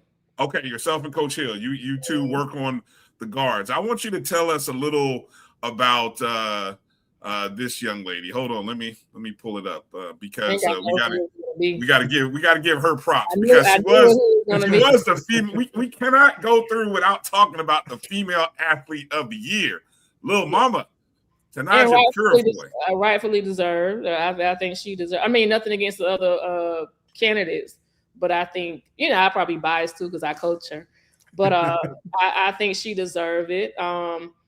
Every time, and she always laughed when I say it. She called me Coach C, and I'm like, "Girl, you just so small, but you get it done." She has a heart of a lion. And sometime now, since we don't have the practice players there, so now I'm out there trying to play and guard them. And I know, I seen how you look, All right, Coach. I don't get it twisted. I can still. I can still do a 1-2 now. I can still play a little bit. But I remember guarding her, and she's like, "Coach C, you can't guard me. You can't guard me." And in my mind, I'm like, "Oh, I probably still can." But when I got to her, she's so low to the ground, it was just hard to cut her off. And I was just saying in my head, I can only imagine how the opponents are. Her cuts are so sharp and crisp because she's low and she's so quick. And she's so elusive with the basketball. So now we're just trying to make sure, she continue to work on her outside shot, her floater, and just keeping her healthy from not, getting banged up and stuff like that. Not taking so many risks and, just kind of being more careful. But she's working hard. I mean, she deserves everything she get. Yeah, she definitely, it was funny kind of always hearing Coach talk about that difference, even her first year when she came into the program. And I know that was a year where injuries really affected her season. And then we saw it last year when we got a chance to see it Yeah. And it was like, whoa, Coach Gordon wasn't lying to us. She is her. And so now it's like this year, we're really excited about what, she can bring. How about some of the other returners that have been making big strides in their game, and maybe some accolades that you want to throw at any of those young people that have been really working hard over the summer? So with the returners, we already talked about Mom. Well, we call her Mama, but Purefoy. Brooklyn Swan, I think she's actually improved with her ball handling. She's been with me for the most part with the guards, because I mean the landscape of the game is you got to be able to handle the ball. I mean, if you're not 6'5" or 6'6", you got to be able to handle the ball, because you got to create your shots or create shots for others. So she's been down there with me, and I've been making sure that, she work on her ball handling, and she's been embracing that pretty well. Another one, Tylen Payne, she's did very good this summer. She had a great summer. I think, she kind of got used to the program, used to how everything works. And I think more so her thing was just like confidence. Like she has confidence within herself now, and she understands her role. I'll say that. Naya Rose, she didn't finish out the season last year. She broke her hand after the Howard game. Straight shooter. I mean, she's just letting it shoot, letting it fly. We've been working on her with more so understanding that you're not going to just be able to just catch and shoot. Like you got to shoot off the dribble, shoot off the move, shoot off the screen. Like just getting her, comfortable doing that. Who else I would say? Zaina Justice, she's coming along too, I think, because the transition her freshman year last year, how it could be. So I think she's getting more comfortable within herself and understanding what she can do. So I would say those are the big. Oh, and Maya Giles Jones too. She's coming along as well too. My thing with her, and then I tell her this all the time, like, you just gotta understand what you can do. Like, you gotta understand, like, you can't guard me. Like, that's the mindset you gotta have. So I think she's starting to embrace that. So that's mostly for all the returners. Nice. And then how about an amazing recruiting class, which I think is whenever you can get a state's best player. Oh yeah. I think it just speaks volume, and you know what I'm talking about. I mean, there's some great recruits in this class, but I think Kristen Johnson kind of jumps off the page, being the fact that she was Alabama's one of the best players recognized by the state of Alabama. What about the incoming recruit? And they're not all freshmen, so I can't even call them freshmen, but the incoming young ladies, the recruits. Can you talk about some of them? Yeah, she's the out of the group. We call her the freshie. She's the only freshman that's out that group, but she can play. I'm gonna be honest with you. She can shoot, and when I said before about Naya teaching her to shoot off the dribble, that's what I've been doing with Kristen, because as you all know, sometimes high school. I won't say the game is watered down. That's not the word I'm trying to say, but it's slower. So high school, she was able to get you on the wing and you can just shoot a jumper. And I told her, I said, I'm 43 and I can go on the wing and I can just shoot a jumper. I said, so you get that's no longer. We're getting you to shoot off the dribble, shoot off screens, behind the bag, pull up, shoot. Like we throwing the bag at her and she's received it. Like she hasn't strayed away from it. She's asked me, Coach, you got some more stuff? Like she's been coming in doing extra work with me. Like she's gonna be pretty good. Like she has a big upside. You got some gym rats this year, huh, Coach? Yeah. They can't keep them out of the gym. Yeah, and then we have some transfers. We have Cameron Grant from Dayton, Perseus Williams from Winthrop. We have Rose Jameson from Billionaire out of Louisville, Kentucky, that university. Leah Sims out of Curso Community College. We just got and we got Breasia Court from Livingston College in North Carolina. So I mean, the thing is just making sure everybody can gel at the right time. I mean, that's the cohesiveness has to be there. Yeah. All right. Any final questions, Marcus or Kelvin, that you got for Coach? Coach, I noticed a lot of those names you mentioned, and this team seems to have a little more length than the previous couple of teams. what does that do in terms of particularly conference play? Does it allow you to add some tricks to the bag, so to speak? Yeah, I mean, like you said, we definitely have more length this year, and that helps with making sure that the girls can play different positions. Like when we would split them up in guard post drills, I had a lot of forwards down there with me, because they're interchangeable. And with the length, that's hands in the passing lanes, that's rebounding, and now, like Coach Gordon was saying, I think she said in another interview, we don't really have to wait on Mama always to bring the ball down. Some of the forwards and the other guards can start it, and she can kind of be more off the ball now, instead of having to always bring it up. So, I mean, and like I was telling Coach Gordon, that's what you want, because I mean, you can interchange it, and there's no letdown off the bench. I mean, I said to myself, man, you take me back to the high school we was running it. You know what I mean? And that's how it goes. That's how you win games. And to that point, Coach, do you all feel like you have the depth now where perhaps you can trap or speed up the game a little bit more?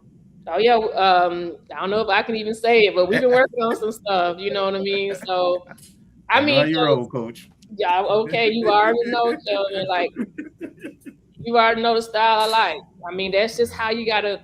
Because what I tell people too, when your defense starts, it creates your offense. Like that's how the game gets going. That's how the girls get energetic, and So, and we have another addition, Dejana Barron.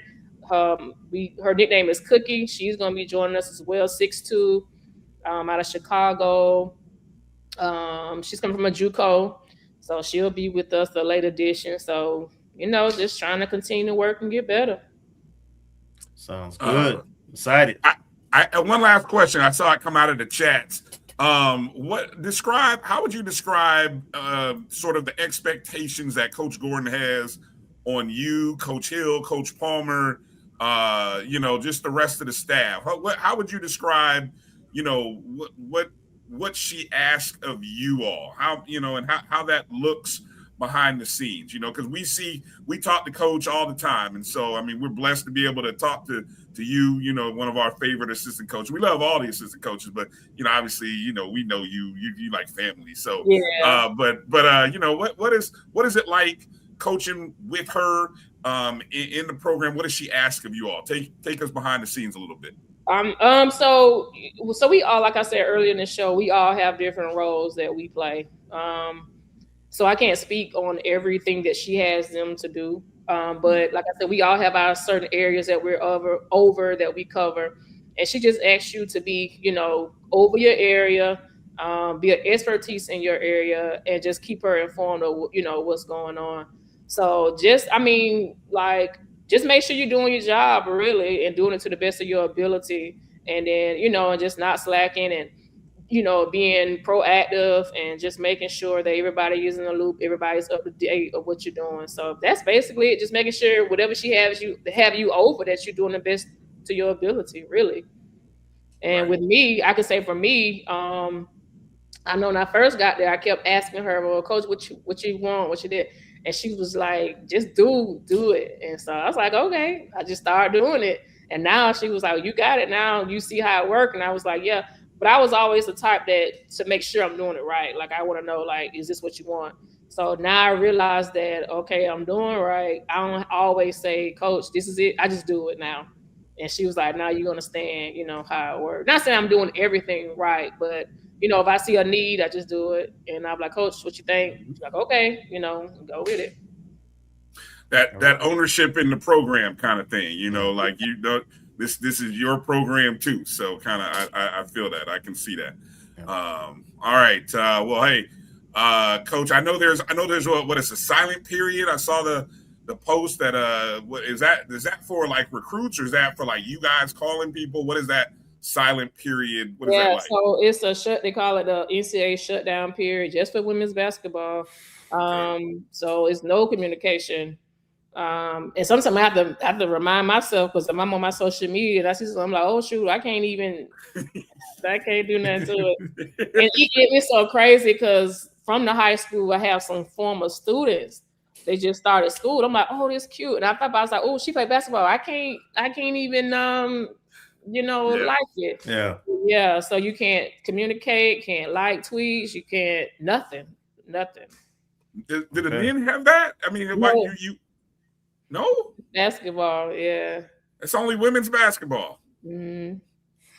All right, that's interesting. Okay, well, I don't know if everybody doing it like it's supposed to, but yeah, you're supposed to be, just dead period right now. I got you. Okay. You said we're gonna do what we supposed to do. Yes, and we are what we're supposed to do.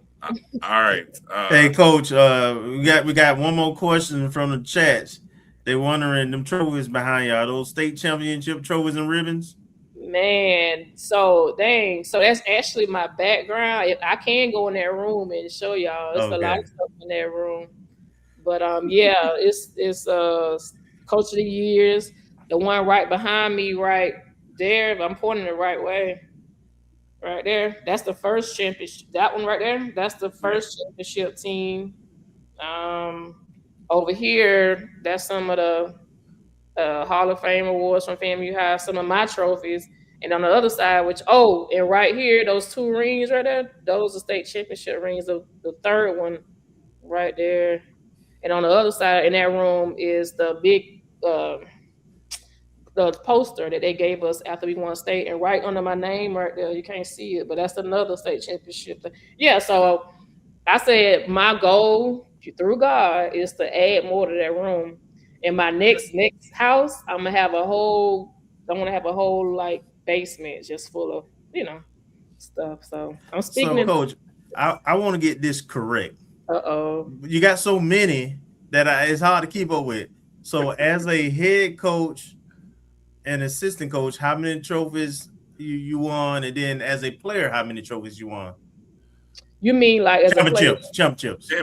So I played at FAMU High School first. Yes. So the crazy thing is, we did not win, but we went to state, I think, two times when I played at FAMU High School. Sadly, we didn't win it. But as a coach, we won 3 straight, 2015, 16, 17. Coach of the Years, 15, 16, 17, and 22. Yep. Okay. So and I'm not even going to count the district championships because you be all three-time state champion, or is it 4? 3? 3 as a player. 3 as a coach, and then 4 Coach of the Years. And then right there, the rattler right here with the glass, that's the FAMU High Hall of Fame trophy right there. And then those 3, the state championships rings, which I don't wear. I don't really wear rings, but I got them. Exactly. That's right. So see, #FAMU legend right here. And of course, the 2026 winner of the Kofi Hemingway Most Spirited Rattler Award. I guess I was going to ask you guys. So I know of him because I've heard his name before, but I didn't really know him. So can you give me a brief description of who he was? Kelvin, please. You two share that inseparable bond. So please go ahead. So Kofi was born one day before me. We grew up together. Okay. And his mother and father were both tenured professors on campus. His mother was an English professor. His father was a African studies professor, and was a legend, by the way. And Kofi went to FAMU High for about, I don't know, maybe 4 or 5 years, but he played tennis, and because FAMU High didn't have tennis, his last 2 years he went to Rutgers. He was also in the band. He was also in the band, played trombone, just like me. And when he got to college, he played with the 100, as well as played tennis. Kofi is how this O&G thing started, him and Bryan, and how I got pulled into this, which I thought I'll do one episode and that'll be it. And now we 6 years later. But he was just a awesome person. He was a spiritual guy, active in the church. He was also a very humble guy, but he loved FAMU. Okay. He breathed FAMU, and he was always about excellence, right? Okay. And he didn't accept. Our motto is excellence with caring, and he didn't let our administration and nobody else off. If you weren't giving excellence and you weren't giving caring, he would let you know. You would know about it. Okay, that's good. Yeah. Okay. Yeah, he followed the teams because he something I saw that he followed the high school team when I was there, but I never met him. If I did, I don't remember meeting him. Right. Oh yeah. Oh, you would have remembered. If you would have met, he has that personality and that presence. You would have remembered meeting Kofi.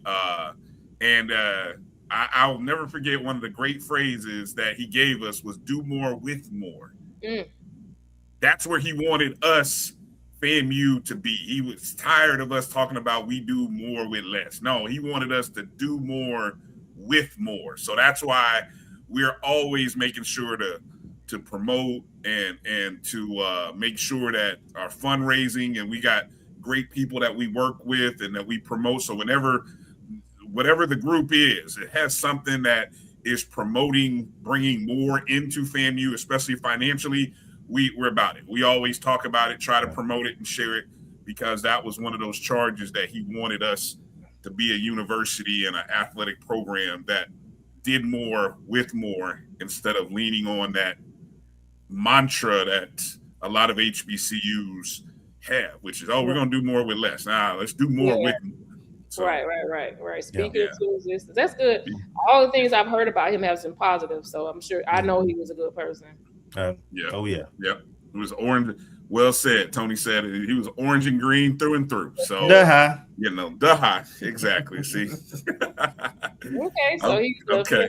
Okay. Cool. Yeah. So again, Coach Cromartie, we thank you for your time this evening. Congratulations again. Absolutely. One of these days, when the budget is right, we'll send everybody like certificates and plaques. But for forever, right now, you'll be recognized as our as the two-time winner that you are. And I appreciate it. I really thank you, and good health to the season.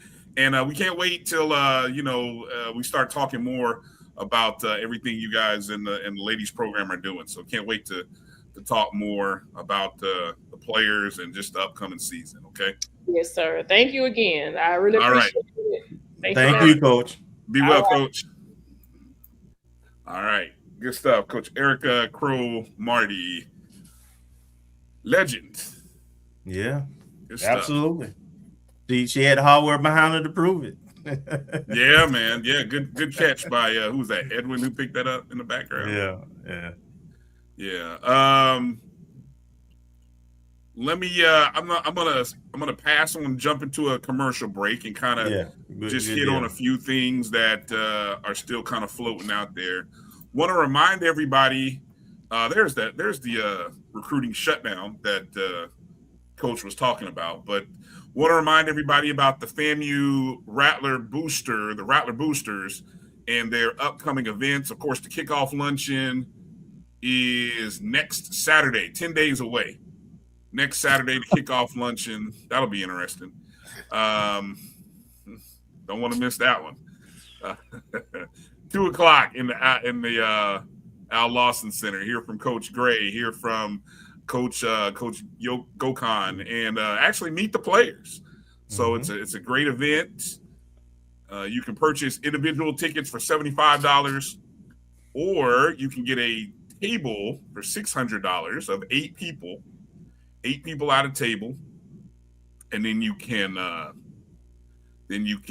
be a part of this luncheon. Maybe you have a corporation that would want to sponsor. This would be a great idea if you want to sponsor a table, and then just invite some people to sit. And I'm sure you can write it off because it's going to the boosters, so you can write off that money if you want to. Buy a couple of tables. Hell, spend the company's money. It absolutely should be a sellout. Yes, it should be a sellout. Right, it should be. Bus trip to the Gump is scheduled for Saturday, October 10th. They're going to leave from Tallahassee, from Bragg, and then they're also going to make a stop in Quincy. So if you are in the Quincy area, they'll come to you on the way to Montgomery Bus leaves at 8. It does not include game tickets. Let me be clear about this, correct? It does not include game tickets because it is Alabama State's homecoming. You have to purchase your tickets individually. But because it's homecoming, there's going to be a lot of stuff going on outside the stadium. So even if you just go to tailgate, I guess that's perfectly fine too. Right? Yeah. Then the other item that the boosters have going on is the Rattler meetup for the Florida Classic. Obviously, Florida Classic last game of the regular season, November date. I don't have it right off the top of my head. It's November 20 something, and so there you go. But be looking out for that. Join the boosters, FAMU RattlerBoosters.org. And let's make sure we get behind FAMU's only direct support organization dedicated specifically for athletics. FAMU RattlerBoosters.org.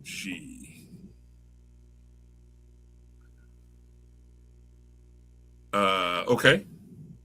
Just looking in the chat there. There's the bus. Florida Classic. Oh, yeah, there's a raffle going on too. So there you go. If you want to scan that QR code, all kind of QR codes there. There's information about the bus trip.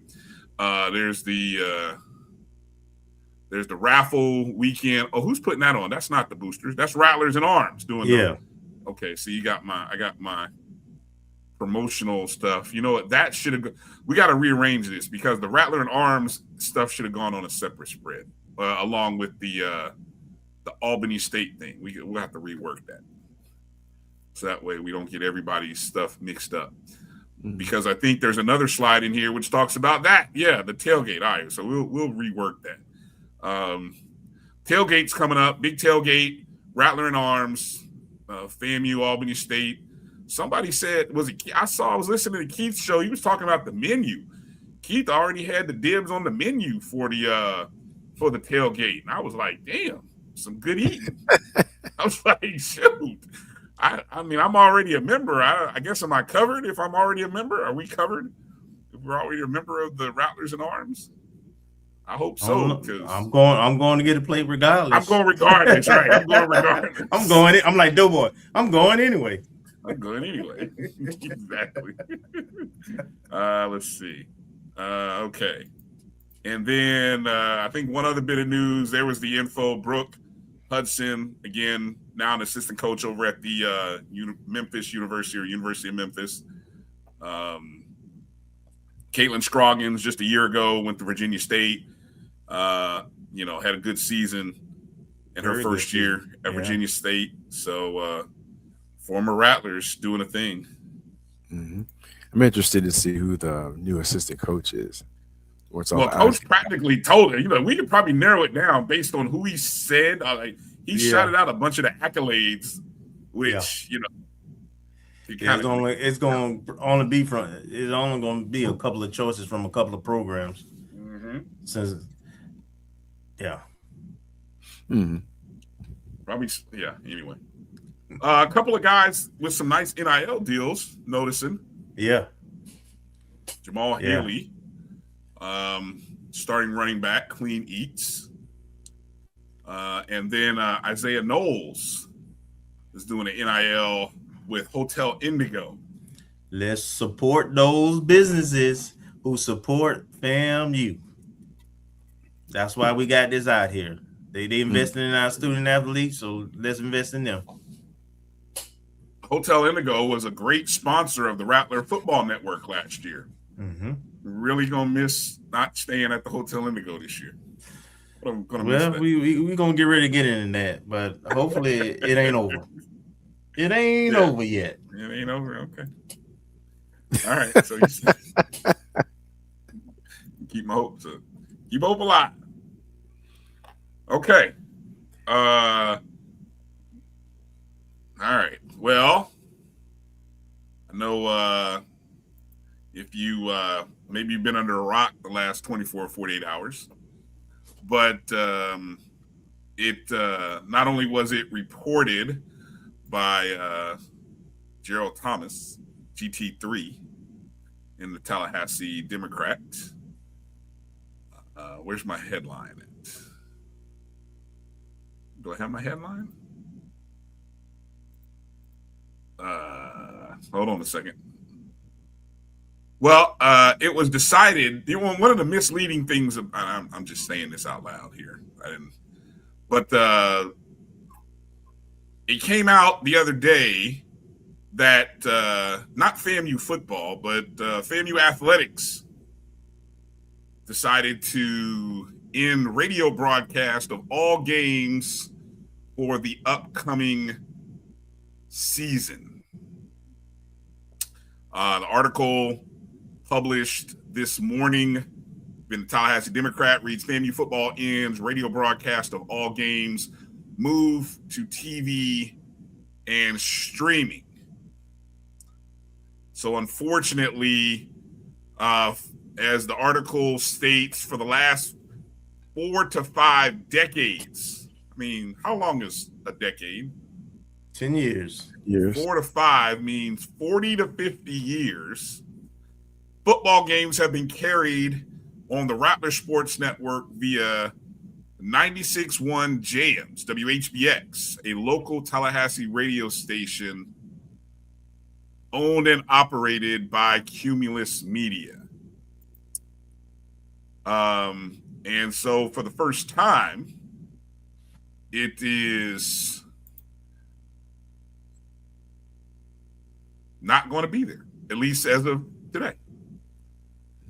I'll be honest. We won't duck no smoke. I won't hide the transparency of it. Myself and Albert Chester, we were the broadcast team for the last, for 10 of the 12 games. Of course, Melvin Beal had been the play-by-play prior to myself. So both Albert and I received the word on Monday. And I will just say I was disappointed to hear it. I can't say I was completely surprised given where we were in the timeline of things. For months, both Albert and I had been waiting to hear some news about the upcoming season. And we would just kind of regularly check in. Have you heard anything? Nope, haven't heard anything. Have you? Nope.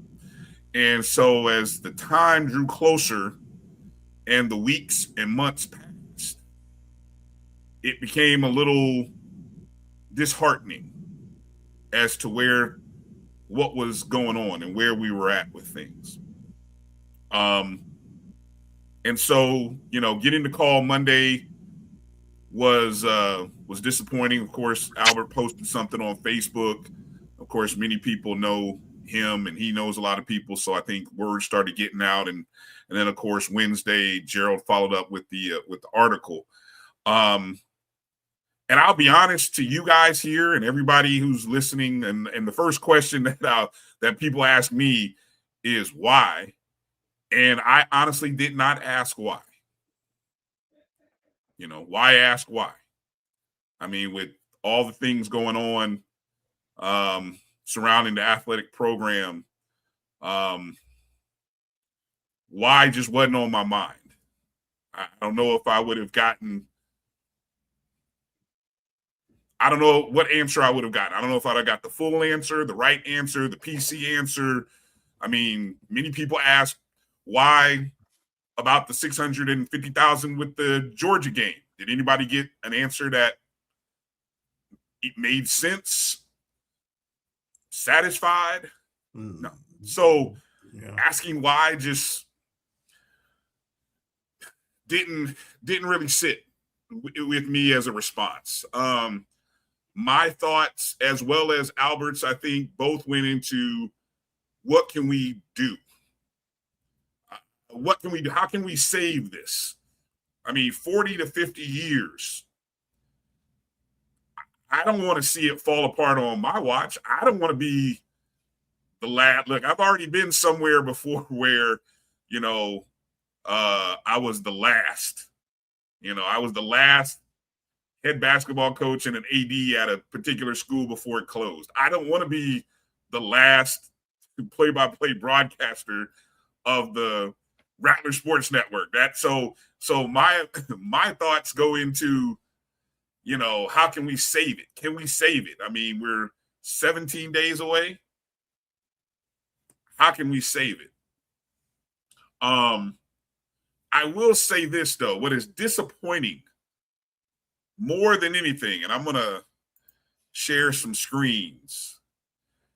When I was on the yard, I interned with Dexter Martin, who was over marketing for FAMU Athletics. And one of Dexter's primary responsibilities was the Rattler Sports Network. Making sure that Keith Miles, and I forget who was the color commentator with Keith, but making sure that FAMU football games made it to the radio stations across the entire state of Florida. Not just in Tallahassee, but the Rattler Sports Network could be picked up in Orlando, South Florida, Haines City, Tampa, all over the state. Dexter used to be a part of that. And selling the advertising and the sponsorship to making sure and connecting with the radio stations to make sure that the broadcast could be picked up. And I was hoping to be a part of bringing that back. I want to see the Rattler Sports Network owning the state again, to be all over the state. I mean, it's great that we're on television, guys. It's great that people can see and stream the games, but radio's not dead. People keep trying to kill radio. Radio is that, I hate to use this analogy, it's that roach that won't go away. It is still running around and still vibrant as it was when they said it was going to die because of satellite radio. Radio still lives. There are plenty of Rattlers in Tallahassee and across the state that listen to the audio broadcast of games. Audio broadcasting of games happens for major college athletics. You could be listening to the NCAA tournament or watching it on TV. Guess what? If you're driving somewhere in between games, guess what, guys? Westwood One is broadcasting it over the air. The national championship game, you can watch it on TV. But if you were to jump in your car and had to go somewhere, guess what you could do? Turn on the TV, turn on the radio, and listen to the game on, like, I don't know, Fox Radio or ESPN Radio. It's on the radio. The local sports stations pick up the feed. ACC, Big East, SEC, Big 12. They all run radio broadcasts. Go lower. I gave you some information. We're gonna go there. We're gonna go there. I'm gonna let you talk about it, because that way I can share the screen. And then even deeper than that, that's big time, right? Mid-majors, HBCUs high school. Running high school. You know what? You're right, because my high school back home, if I ever want to, I can listen to a game from my high school in Indianapolis, Indiana. They're on the radio. Mm-hmm. Radio is not dead. The radio broadcast, high schools run radio broadcasts.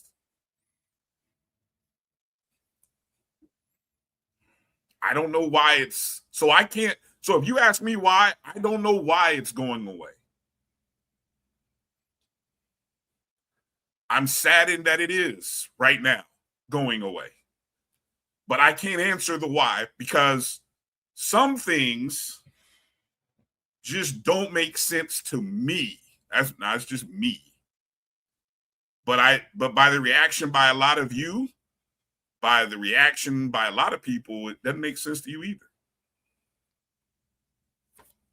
Kelvin, I'll give you the floor, because what you showed us as we were looking at this, it's crazy how in our own in the backyard of Tallahassee, And in the state, between our rival, there's some great examples of what they are doing with radio broadcast. And it just makes you say, why can't we do that? Why not us? Remember that? Remember that? Why not us? Yeah. And we're back to asking that now. Why not us? So, Bryan, I always talk about, when we get into this FAMU foolishness stuff, about best business practices. And they're just some things that are industry standard. As we've talked about, high school, professional, colleges at all levels, everybody has a sports network who has an athletic team, particularly football, but even non-football schools. I don't know of one in the NCAA Division I level that don't. So the whole thing about broadcasting on TV doesn't add up. I'm gonna tell a little story real quick. Every Sunday, I listen to 96.1 at home. But I don't listen to it on the radio. You know what? They have digital feeds. So if I tell Alexa or Google to play 96.1 jams, they tell me they're going to play it on Odyssey or iHeartRadio. My point is, local stations have national reach. They're streamed also. So you don't have to, it's not analog anymore. You don't have to be in your car and you get 10 miles out and then the feed goes away. So people look at it wrong. Number one, and why does everybody else, Florida State, Bethune-Cookman has Cat Eye Network, Florida State is all over the state. Why do their athletic departments have radio, audio feeds? Well, I tell you what it's supposed to mean. When I get in my car and I turn on the radio to 96.1, if you look at my display, there are advertisements on the display of my car. If I listen to it on a device inside the house, there are advertisements for that on the display. You are able to sell both local, regional, and national ads if you have people who are doing their jobs. In other words, it's a revenue generating thing. And why would you take away options versus expanding options? There are some folks who will stream and they're fine with stream, but there's some folks who is not technology challenged, or in rural areas where they have inconsistent service. And I know a lot of people who sit up in the stands watching the game, but listening to the audio feed on their headphones. So you can't tell me that it's cost. It should be a revenue stream, and it's industry standard, best industry standards. If high schools can do it, Bethune-Cookman can do it, then FAMU and the brand that we are should be doing it also, at a high level. So it makes no sense. Number one. Number two, silence, lack of communication. It's unprofessional. If a decision like this is made, it should have been made earlier and communicated earlier. But if a decision is made, then the face of the decisions need to come on and talk to. I know TDO and Gerald reached out, try to find out, what's what. I know that others have reached out trying to find out about this decision. Radio silence. Nothing from the people who are in charge of communicating to us. That's unacceptable. And I'm sure that there will be a lot of we do have our own radio. There's some things with advertising in terms of what you can and can't do with a educational station. But so you may not be able to monetize it the same. But yeah, we also got FAMU TV 20. It's so much possibilities that have gone unexplored and executed. And honestly, I don't know this to be the case, but I know there's a lot of vacancies within the athletic department. And I also know that the budget sometimes this time of year, until you start getting, ticket money in and guarantee money in, sometimes it can be a little slim. I don't know what the catalyst is for this decision, but I know Rattler Nation has stepped in just like last year. The 220 Club, maybe with his assistant of booster, were the ones that kind of made it happen last year. And if they let people know, I'm sure that Rattler Nation will rise to the occasion again. So it's just, I'm gonna be frank. It looks like amateur hour. And the lack of professionalism and lack of communication is, I get it. I get why people feel the way they feel. So hopefully, we'll get a face to give voice to whatever the decision is. But that's kind of where I'm at right now.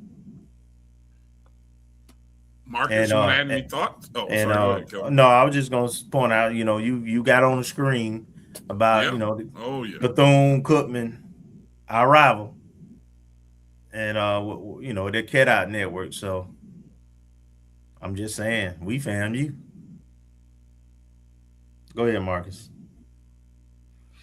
Well, I agree with all the points that you said, and I guess the biggest disappointment, but perhaps not surprising, is the lack of a response. I mean, usually when something major changes, and this is just for anything, but not just sports, but any major change, you usually have some type of explanation. It may not be the actual, rationale, but at least you have something that says why the decision is being made, and some kind of plausible rationale / excuse as to why it's being done, even if it's not the true underlying cause. So the lack of communication in regards to that is probably the biggest not the biggest absence, but and the fact that it affects so many other folks, like Bryan and all the people who are in the production. It just seems like I don't know if, just to understand why the decision was being made. If it was financial, in theory, or if they believe it was financial, then say so. Then we're not getting the ROI that we believe we're getting from the network. And then, even though it's still a disappointed Rattler Nation, you'd have something. But right now, everything's left to speculation and rumor and conjecture, which doesn't bode well for the athletic department, doesn't bode well for Madam President. It just doesn't look good. And so there's some explaining that needs to be done. And also it foregoes opportunity, and I don't know how things were arranged, but for either student or professional development, because there were people working on this who are either honing their craft, leveraging their expertise, and now there's no avenue for that to happen as well. And I'll just say, I know that the local stations like 96.1, we are a priority, and they're backed by, owned by Cumulus, which is a major company. They are always made FAMU Athletics and the sports network and broadcasting our football a priority. That's why you have decades-long relationships. It also gives people who support your program, like your local advertisers, an opportunity to get noticed, and to get the return on their investment by, letting everybody know they support Rattler Sports Network. To me, it's like small potatoes, right?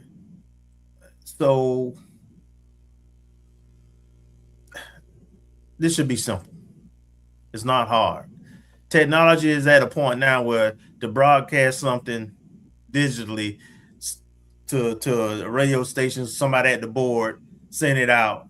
It's not difficult. It is not super expensive. So it's just hard for me to know that the industry standard is athletic departments have audio teams, and here we are with our brand, and we're saying that we're not going to have one. Yeah. Look at our rival over in Daytona Beach created a network. Read that first sentence. It's the lifeblood of Bethune-Cookman Creative. I mean, it tells the story of their program. One season, one game, one pass, kick, shot. So they make a point of being dedicated to keeping people updated about their sports, their teams, their student athletes. And then they even set up a model where they lean into helping students get real world training. I remember meeting one of the young ladies who works with, you remember we met her at the Florida class. Yeah. It's funny. She stopped to ask us questions. Like she was doing like, what kind of things can I do to continue growing? Yep. And I was like, wow, somebody's actually asking me a question. I'm like, it's wow. Right. But this is well put together. Now, I mean, again, this is coming from another HBCU. Go show them the other one. If I show you the other one, you'll be really upset, because the other one, which I showed earlier, from Florida State. Show the cities. Half these cities used to be part of the Rattler Sports Network. Daytona Beach, Fort Walton Beach, the Jacksonville, all the way down to Key West, multiple stations in Lake City and Live Oak. Of course, they're in Orlando. A lot of these stations are AM, FM. That's why it's really one station, or they just happen to have an AM signal and an FM signal. I mean, what do you know? You make it. We're going to make sure we're accessible everywhere. AM and FM, owned by the same radio station. Yeah. So just in case you can't pick it up one way, you can get it another way. Pensacola, Tampa, Titusville, West Palm Beach, Cambridge, Georgia. And then, look, we're basketball. doing basketball. Oh, wow. Because, hey, we've got a well-known basketball coach, and I think Rattlers across the state would love to know how his teams are doing. Mm-hmm. I mean, women's basketball. Oh, we got a Hall of Fame women's basketball coach. I think people would like to know how her program's doing. Baseball. Oh, baseball. Our baseball team's won they won championships. We got a softball team that's won. I mean,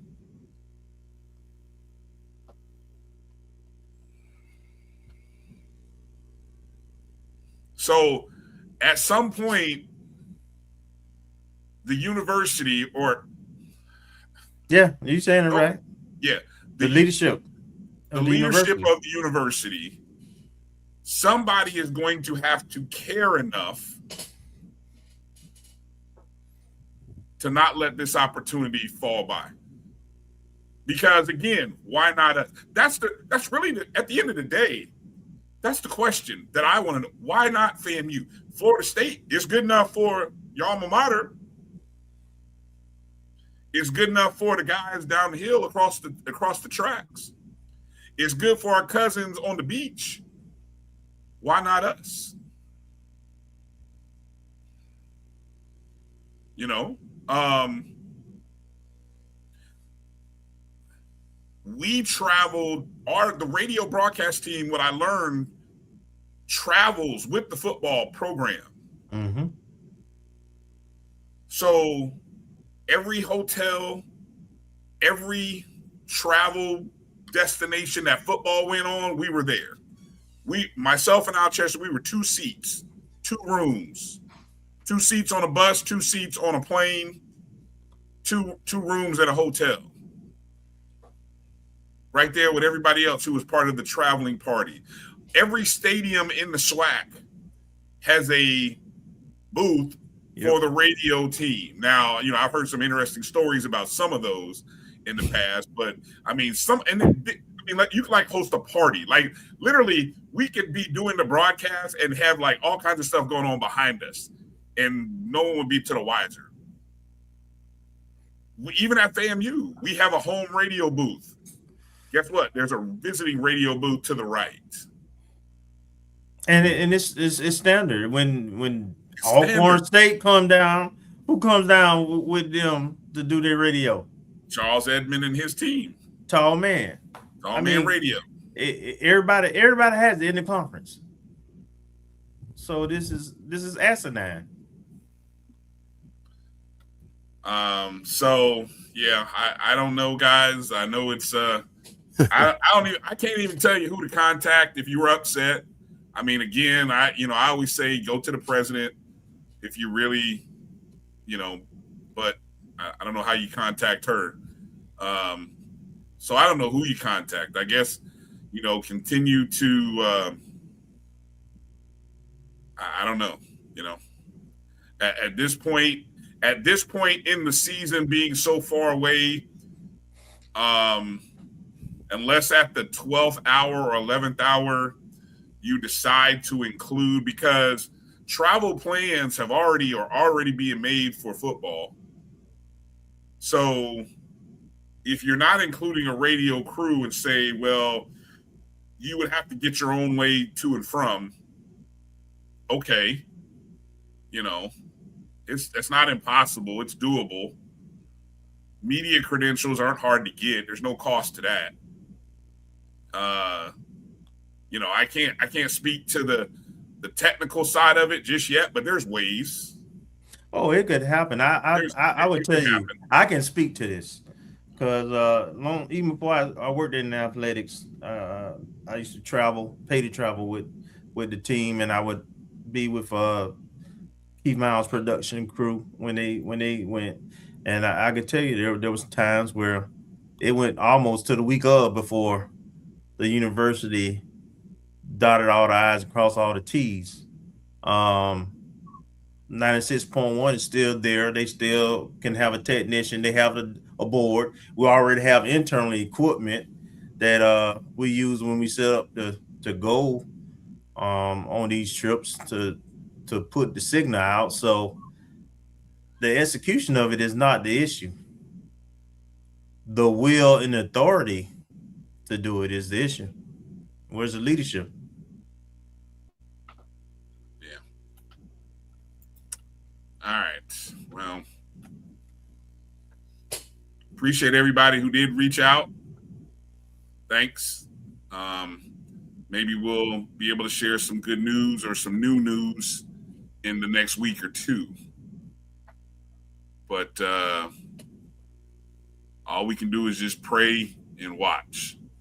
Maybe a Rattler will hit this Powerball. It's $1 billion today. Yeah, you can't win if you ain't in. Yeah, you can't win if you ain't playing. Exactly. So all I'm saying, I'm in. Yeah, me too. Me too. if you hit it, see what you do with it. Yeah. Whatever you do, don't put it in the mail though. I'll tell you that. Heard a story about some mail carrier in Florida that had robbed a lottery winner. I was like, what? You mean you actually put your winning ticket in the mail? Crazy. Yeah, that is crazy. I'll be on the first car rental or whatever. I'm renting a car, a Turo or something. I'm on the way up to Tallahassee myself to cash that puppy in. I know that's right.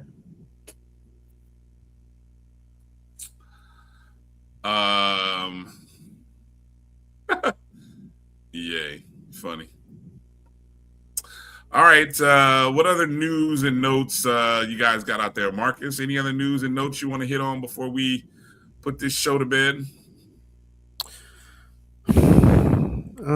Nothing I could think of. I know Coach Gokhan mentioned all the Olympic sports. A couple of them have recruits committing 2 years out. So women's basketball just got a commitment this week from a local player who transferred into Tallahassee. She was at Bishop Moore in Orlando, and I think they were in the state title game for Class 4A. I think they lost. Mm-hmm. But okay. They got what's the name? Because I know the head coach over there. That's right here in the backyard. Aaliyah Smith. I'm not sure about her amount of playing time. I'm not sure. And she spells it different. It's like it's Alicia Smith. I think it's Alysya. So I'm not sure if I'm pronouncing it right. But she transferred to FAMU High, I believe, after the season. But she played at Bishop Moore. So she just committed this week. I think we offered her in late June. Okay. Just keeping tabs on that. And got to reach out to my guy who's the head coach over there and find out more about that. And just trying some different things. I know Troy and I have talked about some things in the background, trying to see what we can leverage in terms of getting some things that might be little cherries on top. Well, like I said, I'm excited that hopefully, again, appreciate everybody who has subscribed to our Substack page, who have checked out the article. Again, the 2026 FAMU football preview article is on Substack, the ONG Substack. I'll put the link in the chat again. But if you haven't checked it out, go check it out and then subscribe. We're going to be doing some stuff, a lot of recruiting stuff. You heard a big recruiting drop from Coach Gokhan. I can't wait till we get that information and tell you who that is. But that may be behind a subscriber wall. I'm just telling you now, So good stuff. Kelvin. Yeah, I got a couple of things. Okay, yeah, go ahead. So thing number one, the University of FAMU, they extended the fall deposit window for Florida residents to August 14th. So you got the Friday to pay your bills, and that was an extension from the original deadline. So we're trying to avoid what happened at Howard. So we want to make sure we get the word out, because we want 10,000 plus students enrolled this fall semester. We need that. The athletic department needs that. So you've got to Friday if you haven't paid your deposit for the fall. So make sure let's do that. All right. Thing number two, we've got the Grape Harvest Festival. It happens every year in August. Around this time is August 22nd at the Vineyards on Mayhan Drive, and it's a really, really big deal. Folks got out there, the Vineyards does fruit research and things of that sort, and it's a really big event, well attended, from 8 to 2 on Saturday, the 22nd of August. For those who be in the area, I know fall move-in is next week also, but the students will be moving into dorms and apartments and all that. So that's an option. You can go to stump some grapes, and then you can go to the booster event and Fan Day. I'm assuming Fan Day will be announced shortly. It might not be safe to assume no more, but you know what they say about when you assume. It may not be safe to assume, but we'll see. And also, Bill Proctor's fish fry kickoff is tomorrow at the fairgrounds. For the team, the athletic teams and administration are supposed to be there. So, folks, we first we want to go and support the coaches and everything. But I mean, if you want to ask some questions, maybe that'll be the time to get some questions answered, because administration is supposed to be present also. And last but not least of my announcement, you want to tune in next Wednesday, because it's the Avengers song, the Avengers show, FAMU Avengers. We will assemble to talk about the upcoming season and predictions and all kind of tidbits. So, oh boy.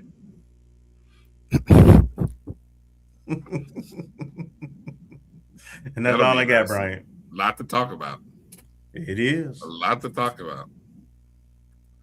All right. A couple of reminders for you guys. Again, go check out, again, our preview of the upcoming football season. And here's how you can subscribe. Hold on. Let me do a couple things here. All right. There we go. ONGStrikeZone.substack.com is the page.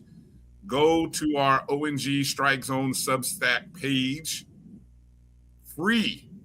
Just subscribe. This article is free. I'm telling you now, we're going to be doing some recruiting stuff. This is going to be your hot spot to get recruiting information about FAMU. And I'm not just talking football. I'm talking basketball, men and women's. I'm talking volleyball. I'm talking softball. I'm talking track and field, and the club sports. Baseball as well. Coming from guys like Marcus Green, Keith Hadley, maybe some others. Can't wait for this edition, but this is a great time to jump into the Substack page and get subscribed as we get ready to promote this. Kelvin did a great job on this article, so appreciate you guys who have already checked it out, who have already subscribed, and those who have already donated. Saw a couple people already make some donations, so appreciate you doing that. So good stuff. Great stuff. We're looking forward to doing some good things. And I'll definitely, right now, I'll commit to at least one article a month. I want to do one a week, but I ain't gonna commit to that yet. Hey, one a month is good. One a month is good. Hey, and if you want to be a contributor, we're looking for contributors. Matter of fact, I got to promote this because we're looking for interns for our internship program through the Career and Placement Center. So if you know a student who is looking for work study, you need to go to the Career Center, send them over to the Career Center, and they can get signed up for work study. And we're looking for positions. Now, we only got a couple positions for our sports media interns, as well as our podcast marketing specialists. So we're starting small. We're looking for like 2 to 3 students who have background maybe in writing or photography, editing, content creation, marketing and promotions, not only for our show, but also we want to be there to cover things. When the volleyball team plays, we want to be there. When, basketball plays, we want to be there. We want to be able to provide not only video, but also maybe post-game comments and commentary. So there's a lot of growth opportunities here to help promote the show to Rattler Nation. And there's a lot of Rattlers, you guys who are loyal followers who watch and listen. We appreciate you continuing to share the show. Yes. But we got to grow, man. There's a lot of meat. There's a lot of meat on the bone. And so we this is year 6. This is the growth year. This is the expansion year. So we got some exciting stuff in the works. So yeah, now got a little advertisement now. Yeah. Got to show advertisement. Yeah, I mean, we're getting there. There. We are. Took a minute. We're getting there. So thank you, thank you, EA, for being a contributor. Huh? I said thank you, EA, for being a contributor. EA wants to be a contributor? No, I believe he was talking about he already contributed to the okay. stack. Well, thank you. Thank you, brother. Appreciate it. All right. Well, Roscoe Rattler be there. We have to get that answer. Yeah, we have to get that answer, B Starks. Don't know yet, but we'll have the answer next Wednesday for sure. I can tell you communication and talks are happening. That's about all I can tell you. What is this? Did we send a copy of this opportunity to Dr. Black in SBI? I don't know. We did not, because we're running this through the Career Center. So there probably are business students. There are SBI students who are part of the Career Center who might be looking for work study. Again, this is going through work study. So we have people that are working for us, but they're getting paid through work study. So, I mean, that's how big this is. That's how, so this is a great opportunity to earn some money and help us continue covering FAMU. So, all right. Well, guys, that's going to do it for tonight's show. Again, got to thank Coach Gokhan Yilmaz for joining us. Got to thank Coach Ericka Cromartie for joining us. Have to thank all of you watching us wherever you're watching us, on Facebook, on YouTube, on Instagram Live, on Twitter. You might be watching the replay. Great. You might even be watching us or listening to us on the BCSN Pod Zone, which is the podcast platform for the Black College Sports Network, available wherever you listen to podcasts, Spotify, Amazon Music, iHeartRadio, so on and so forth. Yeah, awesome. Thank you. Appreciate you. Appreciate your love and support. You can always donate to the show. You see the $, the Cash App. You can also leave a super chat if you're on the MyJBN YouTube feed, and so on and so forth. So that's going to do it for tonight. Official countdown is, hold on, I'm looking at the website. 16 days, 20 hours, 10 minutes, and less than 15 seconds away from kickoff of the 2026 season. Albany State at FAMU, August 29th, 7 p.m. in Bragg Memorial Stadium. Boom. Here come those Rattlers.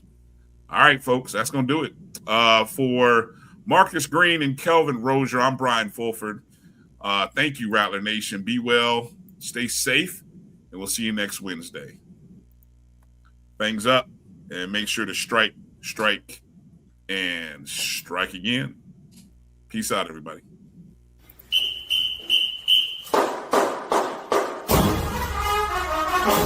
Thank you.